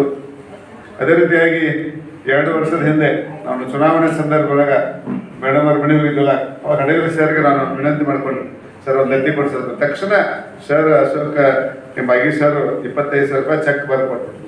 ಅವತ್ತು ನಾವು ಬೆಂಗಳೂರು ಕಳಿಸ್ಬಿಟ್ವಿ. ಹೀಗೆ 2-3ನೇ ಕಾರ್ಯಕ್ರಮ ನನಗನ್ನಿಸ್ತಾ ಇಲ್ಲಿ ಮಾಡ್ತಾ ಇದ್ರು. ಹಾ, ಹೀಗಾಗಿ ಈ ಒಂದು ಪ್ರೊಫೆಸರ್ ಗೋಪಾಲಪ್ಪ ಬಾಗಿ ಸ್ಮರಣ 2 ದತ್ತಿಗಳ ಒಂದು ಏನು ಉಪನ್ಯಾಸ ಕಾರ್ಯಕ್ರಮವನ್ನು ನಿನ್ನೆ ನಾವೆಲ್ಲ ಯಾಕಂದ್ರೆ ಒಂದು ವಾರದಿಂದ ನಾವೆಲ್ಲ 15 ದಿವಸ ಆತಿ ತಾಲೂಕು ಸಮ್ಮೇಳನ ಹುಬ್ಬಳ್ಳಿದಾತು, ಧಾರವಾಡದಾತು, ನವಲಗುಂದ, ಅಣ್ಣಿಗೇರಿ ಮುಗಿಸು ನೈಟ್ 8-9ಕ್ಕೆ ಬಂದ್ರೆ 8-8:30 ನಾ ಇದು ಮಾಡ್ದಿಲ್ಲ. ಹಡಗಲಿ ಸರ್ಗೆ ಆಯ್ತು ಮಾಡೋಣ ಅಂದ್ಬಿಟ್ಟಿಲ್ಲ. ಯಾರು ಮಾಡ್ಬೇಕು ಅಂದ್ಕೂಲೆ ಇಲ್ಲ ನಮ್ಮ ಭಾಗ್ಯವ್ರ ಬಗ್ಗೆ ವಾರ್ಡ್ ಸರ್ ಮಾತಾಡ ಇಮಿಡಿಯೇಟ್ ಫೋನ್ ಅವರು ಎಸ್ ಅಂದ್ಬಿಟ್ರಲ್ಲ. ಆಮೇಲೆ ಬೆಳಗ್ಗೆ ಮೇಡಮ್ 2 ದಿವಸದಿಂದ ಹೇಳಿದಿಲ್ಲ. ಈಗ ಈ ಕಾರ್ಯಕ್ರಮಕ್ಕೆ ಅವರು ಸದ್ಯಕ್ಕೆ ಒಪ್ಕೊಂಡ್ರು. ಹೀಗಾಗಿ 2 ಉಪನ್ಯಾಸಕರು ಈಗಂತಿ ನಮ್ಮ ಏನು ವಾರ್ಡ್ ಸರ್ ಒಳ್ಳೆಯ ಸಾಹಿತ್ಯಗಳು, ಬ್ಯಾಂಕ್ ಒಬ್ಬ ಅಧಿಕಾರಿ ಆದ ಸದ್ಯಕ್ಕೆ ಸಾಹಿತ್ಯ ಒಳ್ಳೆ ಎಷ್ಟಿದೆ. ಮನೆ ನೋಡ್ರಲ್ಲ ನಮ್ಮ ಏನೋ ಇದ್ರ ಬಗ್ಗೆ ಬೇಂದ್ರೆ ಅವರ ಒಳನೋಟ ಎಷ್ಟು ಚೆನ್ನಾಗಿ ಮಾತಾಡಿದರು. ಹೀಗಾಗಿ ಅವರು ಸಹ ಬಹಳಷ್ಟು ಒಂದು ನ್ಯಾಯವನ್ನು ಒದಗಿಸಿಕೊಟ್ರು. ನಿಜಕ್ಕೂ ನನಗೆ ಹೆಮ್ಮೆ ಅನ್ನಿಸ್ತಾ ಇದೆ. ಯಾಕಂದ್ರೆ ಅವರು ಯಾವುದೇ ವಿಷಯ ಕೊಡಲಿ, ಅದನ್ನು ಕವಿಗೋಷ್ಠಿ ಇರ್ಬೋದು, ಈಗ ಸಂದರ್ಭ ನಾವು ಅಧ್ಯಕ್ಷ ಸ್ಥಾನ ಕೊಟ್ಟಿದ್ದು ಮೊನ್ನೆ ಅವ್ರು ಬರೋಕ್ಕಾಗಲ್ಲ. ಈ ರೀತಿಯಾಗಿ ಒಬ್ಬ ಕವಿನೂ ಹೌದು, ಒಬ್ಬ ಸಾಹಿತಿನೂ ಹೌದು, ಕಥೆಗಾರನೂ ಹೌದು ಅಂತ ಒಬ್ಬ ಒಳ್ಳೆಯ ಧಾರವಾಡದ ಒಬ್ಬ ಹಿರಿಯ ಸಾಹಿತಿ ಅಂತ ಹೇಳ್ಬೋದು. ಅಂತವರು ನಮ್ಮ ಸಾಹಿತ್ಯ ಪರಿಷತ್ತಿಗೆ ಬಂದು ಭಾಗ್ಯವರ ಬಗ್ಗೆ ನೋಡಂತ ಕರ್ನಾಟಕ ಕಾಲೇಜ್ ಅನಿಸೋದಕ್ಕೆಲ್ಲ ನಾನು ಸೌದತ್ತಿ ಕಾಲೇಜ್ ನನ್ನ ಭಾಳ ಜನ ನನ್ನ ಫ್ರೆಂಡ್ಸ್ ಎಲ್ಲ ಕರ್ನಾಟಕ ಕಾಲೇಜಕ್ಕೆ ಅಂತಾರಲ್ಲ, ಯಾವಾಗಾದ್ರೂ ಹೋಗ್ತಾ ಇದ್ವಲ್ಲ ಅಂತ ಒಂದು ಕಾಲೇಜಲ್ಲಿ ಪ್ರಾಂಶುಪಾಲರಾಗಿ ಎಷ್ಟು ಒಳ್ಳೆಯ 4 ಪುಸ್ತಕವನ್ನು ಬರೆದು ಮತ್ತು ಅತ್ಯಂತ ಅದ್ಭುತ ವ್ಯಕ್ತಿ ಅಂತ ಒಬ್ಬ ವ್ಯಕ್ತಿಯ ಬಗ್ಗೆ ನೆನಪು ಮಾಡ್ಕೊಳ್ಳೋದು. ಸರ್ ನೀವು ಹೇಳ್ದಂಗೆ ಈಗ ಮುಂದೆ ನಾನು ಆ ದತ್ತಿ ದಾನಿಗಳ ಬಗ್ಗೆ ಮಾತಾಡೋದು ದೇವಸ್ ಮಾತು ಕೆಲವು ಸಂದರ್ಭದಲ್ಲಿ ಮುಗಿಸ್ಬೇಕಂದ್ರೆ ನಾವು ಮಾಡಿದ್ದು, ಅದು ನಮ್ಗೆ ತಪ್ಪಾಗಿದ್ದಲ್ಲ. ಬಟ್ ನೀವು ಹೇಳ್ದಂಗ ಆ ದತ್ತಿ ದಾನಿಗಳ ಬಗ್ಗೆನ ಒಂದು ಉಪನ್ಯಾಸ ಇಡಿಸೋದು ಬಹಳ ಎಷ್ಟೇ ಆಗುತ್ತೆ. 10 ಮಂದಿ ಆಗಲಿ 20 ಮಂದಿ ಆಗಲಿ ನಾವೇನ್ ಮಾಡ್ತೀವಿ, ಜನ ಜಾಸ್ತಿ ಕೂಡಲಿಂದ ನಾವು 3 ಕೂಡಿಸ್ಬಿಡ್ತೀವಲ್ಲ, ಅದು ಒಂದು ತಪ್ಪು ಅನಿಸ್ತದೆ. ಮುಂದೆ ಆಗಲೇ ಕೆಲವು ಕಾರ್ಯಕ್ರಮ ಕಡಿಮೆ ಆದರ್ಶ ಅಂತಿಲ್ಲ. ಬಟ್ ದತ್ತಿ ಧಾನ್ಯಗಳ ಆಸೆ ತಕ್ಕಂತೆ ಆ ದತ್ತಿ ಧಾನ್ಯಗಳ ಕುರಿತು ನೋಡಿ ಅವ್ರಿಗೆ ಖುಷಿ. ಅವ್ರ ಮೊಮ್ಮಕ್ಕಳೆಲ್ಲ ಬಂದಾರ, ನಮ್ಮ ಅಜ್ಜನ ಬಗ್ಗೆ ನೋಡಿಲ್ಲ ಅಷ್ಟು ರೆಕಾರ್ಡ್ ಮಾಡ್ಕೊತಾ ಇದ್ದಾರೆ. ಅಂದ್ರೆ ನಮ್ಮ ಕುಟುಂಬದ ಯಾವುದೋ ಒಬ್ಬ ಹಿರಿಯ ಸಾಧನೆ ಮಾಡಿದಾಗ ಅಂತ ವ್ಯಕ್ತಿ ಬಗ್ಗೆ ಮಾತಾಡುವಾಗ ಎಷ್ಟು ಗಮನ ಕೊಟ್ಟು ಕೇಳ್ತಾ ಇದ್ರು. ಈ ರೀತಿಯಾಗಿ ಖಂಡಿತವಾಗಿ ನಾವು ಮುಂದಿನ ದಿನಮಾನದಲ್ಲಿ ಏನು ಹಿರಿಯರ ಒಂದು ದತ್ತಿ ಇಟ್ಟಿದ್ದಾರೆ, ಅವರ ಹೆಸರು ಇಟ್ಟಂತ ದತ್ತಿ ಅವ್ರ ಕುರಿತೇ ಒಂದು ಮಾತಾಡುವಂತ ಒಂದು ಖಂಡಿತವಾಗಿಯೂ ಇನ್ನೂ 3 ವರ್ಷ ನಮ್ದು ಅವಧಿ ಇದೆ. ಆ 3 ವರ್ಷಕ್ಕೆಲ್ಲ ಮಾಡಿ ಅದನ್ನ ಚೆನ್ನಾಗಿ ಮಾಡಿ ಮುಗಿಸ್ತೀನಿ ಅಂತಕ್ಕಂಥ ಮಾತನ್ನ ಹೇಳ್ತಾ, ಮತ್ತು ನಮ್ಮ ಬೆಳವಿ ಮೇಡಮ್ ಸರ್ ಎಕನಾಮಿಕ್ಸ್ ಅಲ್ಲ ಖುಷಿ ನನಗೆಲ್ಲ. ಅರ್ಥಶಾಸ್ತ್ರದ ಪ್ರಾಧ್ಯಾಪಕಿಯಾಗಿ ಒಂದು ಏನೋ ಒಂದು ಒಳ್ಳೆಯ ರೀತಿಯಾದಂಥ ಒಂದು ಸಾಧನೆ ಮಾಡ್ತಾರೆ, PhD ಮಾಡ್ಕೊಂಡಿದ್ದಾರೆ. ಇಷ್ಟು ಒಂದು ಮಹಿಳಾ ಒಂದು ದಿನಾಚರಣೆವಾಗಿ ಅದ್ರ ಎಲ್ಲ ಗೊತ್ತಿದೆ. ನಾವೆಲ್ಲ ಇಂಟರ್ನೆಟ್ನಾಗ ನೋಡ್ತೇವೆಲ್ಲ. ಇದು ಇಂಟರ್ನ್ಯಾಷನಲ್ ವುಮೆನ್ಸ್ ಡೇ ಅಂದ್ರೆ ಗೊತ್ತಿದೆ. ಇದು ಸಂತೋಷ ಪಡುವಂಥದ್ದಲ್ಲ, ಬಹಳಷ್ಟು ಒಂದು ಶೋಷಣೆ ಆಗ್ತಾ ಇತ್ತು ಮಹಿಳೆಗೆ. ಅಮೆರಿಕಾದಲ್ಲಿ ಅಲ್ಲಿ ಕ್ಲಾರಾ ಅಂತಕ್ಕಂಥ ಒಬ್ಬ ಮಹಿಳೆ ಅಲ್ಲಿ ಸರ್ಕಾರದ ವಿರುದ್ಧ ಹೋರಾಟವನ್ನು ಮಾಡ್ತಾ ಇಲ್ಲ, ಹೋರಾಟವನ್ನು ಮಾಡಿ ಏನೋ ಒಂದು ಮಹಿಳೆಗೆ ಆಗ್ತಕ್ಕಂಥ ಶೋಷಣೆಯಿಂದ ಮುಕ್ತಗೊಳಿಸಿದಂಥ ಒಂದು ದಿನ ಅದು. ಅವಳಿಗೆ 8 ತಾಸು ಕೆಲಸ ಮಾಡಬೇಕು, ಅವ್ರಿಗೆ ಒಳ್ಳೆ ಪೆನ್ಷನ್ ಕೊಡಬೇಕು, ಒಳ್ಳೆ ಬೋನಸ್ ಕೊಡಬೇಕು, ಅವ್ರನ್ನ ಸರಿಯಾದಂತ ನೋಡ್ಬೇಕಂತಕ್ಕಂಥ ಒಂದು ಹೋರಾಟ ಮಾಡಿ ಯಶಸ್ವಾದ ದಿನ. ಅದಕ್ಕಾಗಿ ಅಂತಾರಾಷ್ಟ್ರೀಯ ಮಟ್ಟದಲ್ಲಿ ನಾವು ಮಹಿಳಾ ದಿನಾಚರಣೆಯನ್ನು ಆಚರಣೆ ಮಾಡ್ತೇವೆ. ಹೀಗಾಗಿ ಇಂಥ ಒಂದು ದಿನಾಚರಣೆ ಅಂಗವಾಗಿ ಮಹಿಳೆ ಹಿಂದೆ ಹೆಂಗಿರ್ತೀವಿ ಎಲ್ಲ ನೋಡ್ತಾರೆ. ಹಿಂದಿನ ಕಾಲದ ಮಹಿಳೆಯ ಸ್ಥಿತಿ ಬಹಳ ಇದಾಗಿತ್ತು, ಅಲ್ಲಿ ಯಾರು ಹೋಗೋಂಗಿಲ್ಲ ಅಂತ ಸ್ಥಿತಿ. ವೋಟಿಂಗ್ ರೈಟ್ಸ್ ಇದಾಗಿದ್ದಲ್ಲ, ಅಂತ ಒಂದು ಸ್ಥಿತಿ ಇತ್ತಲ್ಲ. ಮಹಿಳೆಯರಂದ್ರೆ ನಾವು ಬಹಳ ಅದನ್ನ ಕೀಳಾಗಿ ನೋಡ್ತಾ ಇದ್ವಿ ಅಂತ ಒಂದು ಹಿಂದಿನ ಕಾಲಕ್ಕೆ. ಇದು ನೋಡಿದಾಗ ಮಹಿಳೆಗೆ ಇದು ಕುಸ್ತಿಪಡು ಮಹಿಳೆ ನೆಕ್ಸ್ಟ್ ಸೋಜನ ಹೋಗ್ಬಾರ್ದು ಹೋರಾಟ ಮಾಡಿದ್ರಪ್ಪ ಅವರ ಸೋತ್ರ ಆ ನಿಷ್ಠೆ ಏನು ಸರಿ ಇಲ್ಲ. ಹೀಗಾಗಿ ಇಂಥ ಒಂದು ಇದರಲ್ಲಿ ಮಹಿಳೆಗೆ ಇನ್ನೂ ಸದ್ಯಕ್ಕೆ ನಾವು ನೋಡ್ತಾ ಇದ್ದೇವೆ. ಬಟ್ ಬಹಳ ಇನ್ನೂ ಕೆಲವು ಘಟನೆಗಳು ನೋಡಿದಾಗ ನೋವು ಅನಿಸುತ್ತಲ್ಲ. ಕೆಲವು ಡೆಲ್ಲಿ ಘಟನೆ ಇರ್ಬೋದು, ನಿರ್ಭಯದ ಘಟನೆ ಇರ್ಬೋದು, ಇನ್ನು ಎಷ್ಟೆಷ್ಟು ಆಗ್ತಾ ಇದ್ದಾರಲ್ಲ. ಕೆಲವು ಶ್ರೀಮಂತ ಕುಟುಂಬದವರು ಗೆಳಜಾತಿಯ ಇದರಲ್ಲಿ ಏನೋ ಒಂದು ಎಷ್ಟು ಶೋಷಣೆ ಮಾಡ್ತಕ್ಕಂಥ, ಅವ್ರ ಒಂದು ಏನೋ ಅವ್ರಿಗೆ ಮಾನಸಿಕ ಹಿಂಸೆ ಕೊಡ್ತಕ್ಕಂಥ ಒಂದು ಘಟನೆಗಳು ನೋಡಿದಾಗ ನಮ್ಗೆ ನೋವು ಅನಿಸುತ್ತಲ್ಲ. ಹೀಗಾಗಿಲ್ಲ ಟಿವಿಯಾಗ ನೋಡ್ತಾ ಇದ್ದೇವೆಲ್ಲ, ಯಾವ ರೀತಿ ಸಣ್ಣ ಮಕ್ಕಳ ಮೇಲೆ ಸದ್ಯಕ್ಕೆ ಅತ್ಯಾಚಾರ ಮಾಡೋದು ದಿವಸ ನೋಡ್ತಾ ಇದ್ದೇವೆ. ಯಾರು ಹೆಸರು ಹೇಳಕ್ ಹೋಗೋದಲ್ಲ. ಇಂಥ ಒಂದು ಇದರಲ್ಲಿ ಮಹಿಳೆಯರಿಗೆ ಇನ್ನೂ ಎಷ್ಟು ಮಟ್ಟದಲ್ಲಿ ಅವ್ರಿಗೆ ಗೌರವ ಸಿಗ್ಬೇಕಾಯ್ತು ಇದು ಸಿಗ್ತಾ ಇಲ್ಲ. ಎಲ್ಲ ಕಾಯ್ದೆ ಇದೆ, ಕಾನ್ಸ್ಟಿಟ್ಯೂಷನ್ ಮಾಡ್ಯಾರ, ನ್ಯಾಯಾಲಯಗಳದಾವ. ಇದ್ರ ಸದ್ಯಕ್ಕೆ ಯಾರು ಭಯ ಇದಿಲ್ಲದೆ ಅಷ್ಟೊಂದು ಮಹಿಳೆಯರ ಮೇಲೆ ಬಹಳಷ್ಟು ನಾವೆಲ್ಲ ಇದು ಮಾಡ್ತೇವೆ. ಅವ್ರ ಮಾತು ಹೇಳಿದ್ರೆ ಮೇಡಮ್ ಎಲ್ಲ ಬರೇ ಮಾರಲ್ ಸಪೋರ್ಟ್ ಬೇಕಂತ, ಮಾರಲ್ ಸಪೋರ್ಟ್ ಬೇಡ ನಮಗ, ಆರ್ಥಿಕ ಸಪೋರ್ಟ್ ಬೇಕು ಮೇಡಮ್. ಎಷ್ಟು ಮಾಡ್ತಾರಲ್ಲ. ಹೀಗಾಗಿ ಹೇಳಿದ ಕರೆ ಹೇಳಿದ್ರಲ್ಲ, ಬಹಳ ಮಂದಿ ತಾಯಿಯಂದ್ರೆ ಹೆಣ್ಮಕ್ಳು ತವ್ರ ಮನೆಯಿಂದ ಕೇಳಾಕ ಮನಸ್ಸು ಮಾಡೋದಿಲ್ಲ, ಬ್ಯಾಡಪ್ಪ ಅಂತ ಹೇಳ್ತಾರೆ. ಅದು ಕೊಡ್ಬೇಕಲ್ಲ, ನಮ್ ಡ್ಯೂಟಿ ಆದ. ಪ್ರತಿಯೊಬ್ಬ ಪಾಲಕರು ಸದ್ಯಕ ಹಾಗೆ ಗಂಡ್ಮಗ ಎಷ್ಟು ಆಸೆ ಪಡ್ತಾನೋ ಹೆಣ್ಮಕ್ಳು ಅಷ್ಟು ಕೊಡ್ಲೇಬೇಕಲ್ಲ. ಹೀಗಾಗಿ ಒಂದು ರೈಟ್ ಇದೆ. ಹೀಗಾಗಿ ನೀವೇನೇ ಹೇಳ್ಬೋದು ಕೆಲವರು, ಬಟ್ ತಾಯಂದ್ರ ಸದ್ಯಕ ಹೆಣ್ಮಕ್ಳು ಸದ್ಯಕ ಪುರುಷನ ಸಮಾನವಾಗಿ ಒಂದು ಆರ್ಥಿಕವಾಗಿ ಶಕ್ತಿ ಅಂತ ಮಾತ್ರ ಸಾಧ್ಯವಾಗ್ತದೆ ಅಂತಕ್ಕಂಥ. ಯಾಕಂದ್ರೆ ನೋಡ್ತೇನೆ, ಬಹಳ ಸಲ ನೋಡ್ತೇವೆ, ಒಂದು ಮಹಿಳೆ ಅಂದ್ರೆ ಎಷ್ಟು ಒಂದು ನನ್ನ ಕುಟುಂಬ ಆಗಲಿ ನಿನ್ನ ಕುಟುಂಬ ಆಗಲಿ ಗೌರವದಿಂದ ಬದುಕಿದ್ದಾದ್ರೆ ಆ ಮಹಿಳೆ ಮಾಡಿದ ತಾಗಿಲ್ಲ. ನನಗಿಂತ ನೋಡ್ಲಾಕ ನಮ್ಮ ತಾಯಿ ನಮಗೆಲ್ಲ ನಾವು ಓದುವಾಗ ಎಷ್ಟು ನಮಗೆಲ್ಲ ಭಾಳ ಸಲ ಏನಿಲ್ಲ, ನಾವೆಲ್ಲ ಕಲಿಯೋ ಸಂದರ್ಭವಾಗ ತಾಯಿಯಂದ್ರೆ ಎಷ್ಟು ಕಷ್ಟಪಡ್ತಾರಲ್ಲ. ನಮ್ಮ ತಂದೆಯವರು ಟೀಚರ್ ಎಲ್ಲ ಇದ್ರು, ಪೆನ್ಷನ್ ಕಡಿಮೆ ಇತ್ತು ಸರ್, 400-500 ರೂಪಾಯಿ ಇತ್ತು, ಸಾಲ್ತಿದ್ದಿಲ್ಲ. ಇಬ್ರು ಅಣ್ಣಗಳು ಇದ್ರು, ಅವ್ರು ಕಲೀಲಿಲ್ಲ, ಹೊರಗೆ ಒಕ್ಕಲ್ತಾನೆ ವ್ಯಾಪಾರ ಮಾಡಿದ್ರು, 70 ಲಕ್ಷ ಆಯ್ತು.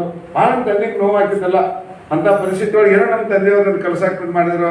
ನಮ್ಮ ತಾಯಿ ಅವ್ರಿಗೆ ಹೇಳಿ ರೆನೋವೇಟ್ ಅಂತ ಹೇಳಿಲ್ಲ, ಅವ್ರ ಕಡೆ ಹೋಗಿ 100 ರೂಪಾಯಿ ಇಸ್ಕೊಂಡು ನಮ್ಗೆ ಇನ್ನೂ ಬಂದಾಗ 100 ರೂಪಾಯಿ ಕೊಡಂತೆ ನಮ್ಮ ತಾಯಿ ಎಷ್ಟೋ ಸಂದರ್ಭದಲ್ಲಿ ಮತ್ತೊಬ್ಬರ ಕಡೆ ಸಾಲ ಮಾಡಿ ನಮ್ಗೆ ಕಲಿಸಿದುಂಟು.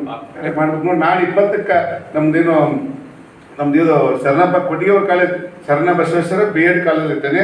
ಅಲ್ಲಿ 23ಕ್ಕೆ ರೋಷವೇಂದ್ರ ಸ್ವಾಮಿ ಅವ್ರದ್ದು ಅದು ಸಾಹಿತ್ಯ ದಂಪತಿಗಳ ಸನ್ಮಾನ, ಅಲ್ಲಿ B.Ed ಕಾಲೇಜ್ ಅಲ್ಲಿ ಇಟ್ಟಿದ್ದೇನೆ. ಆಮೇಲೆ 27ಕ್ಕೆ ಇಲ್ಲೇ ನಮ್ಮ ಇವ್ರದ್ದು ವಿನಾಶ ಸಂಕಲ್ಪ ಮೇಡಮ್. ಆಮೇಲೆ 30ಕ್ಕೆ ಇನ್ನೊಂದು ರಂಜಾನ್ ಕಿಲ್ಲದಾರಂತೆ ಅವ್ರ ಪುಸ್ತಕ ಬಿಡುಗಡೆ, ಅವಾಗೆಲ್ಲ ಇದು ಸುಮಾರು ಇದೇ ತಿಂಗಳದಾಗ 4 ಕಾರ್ಯಕ್ರಮ ಅಷ್ಟು ದತ್ತಿ ಮುಗಿಸ್ತಾ ಇದ್ದೇವೆ. ಮತ್ತು ಮುಂದೆ ಏಪ್ರಿಲ್ 14ಕ್ಕೆ ಅಂಬೇಡ್ಕರ್ದು ಅವಾಗ ಜಯಂತಿ ಕಾರ್ಯಕ್ರಮ. Yes sir.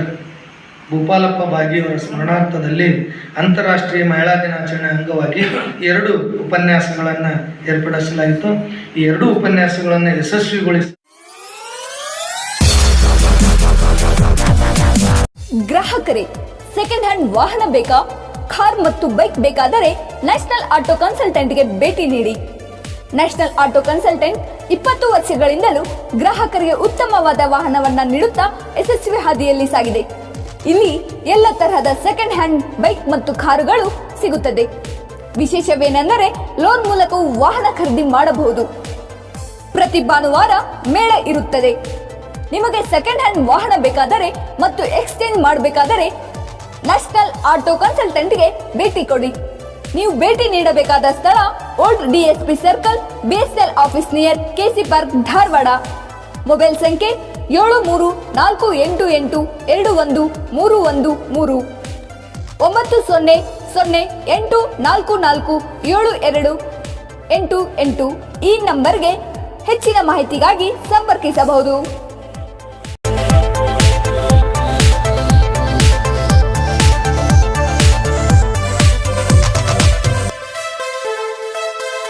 Dharwarkar Lawn Function Hall, perfect selection for a lifetime relation. Dharwarkar Lawn Hall, good and beautiful hall. Let's celebrate your parties and events. Dharwarkar Lawn Hall, modern icon and luxurious venue, wedding events, engagement ceremony, birthday parties, school and college events or other events. Enjoyable atmosphere with high-tech security, parking available, memorable. Most visit Dharwarkar Lawn Hall, near Patrapajja Mata, Yadwad Road, Dharwad. Contact 944-8359-741, 988-6391-733.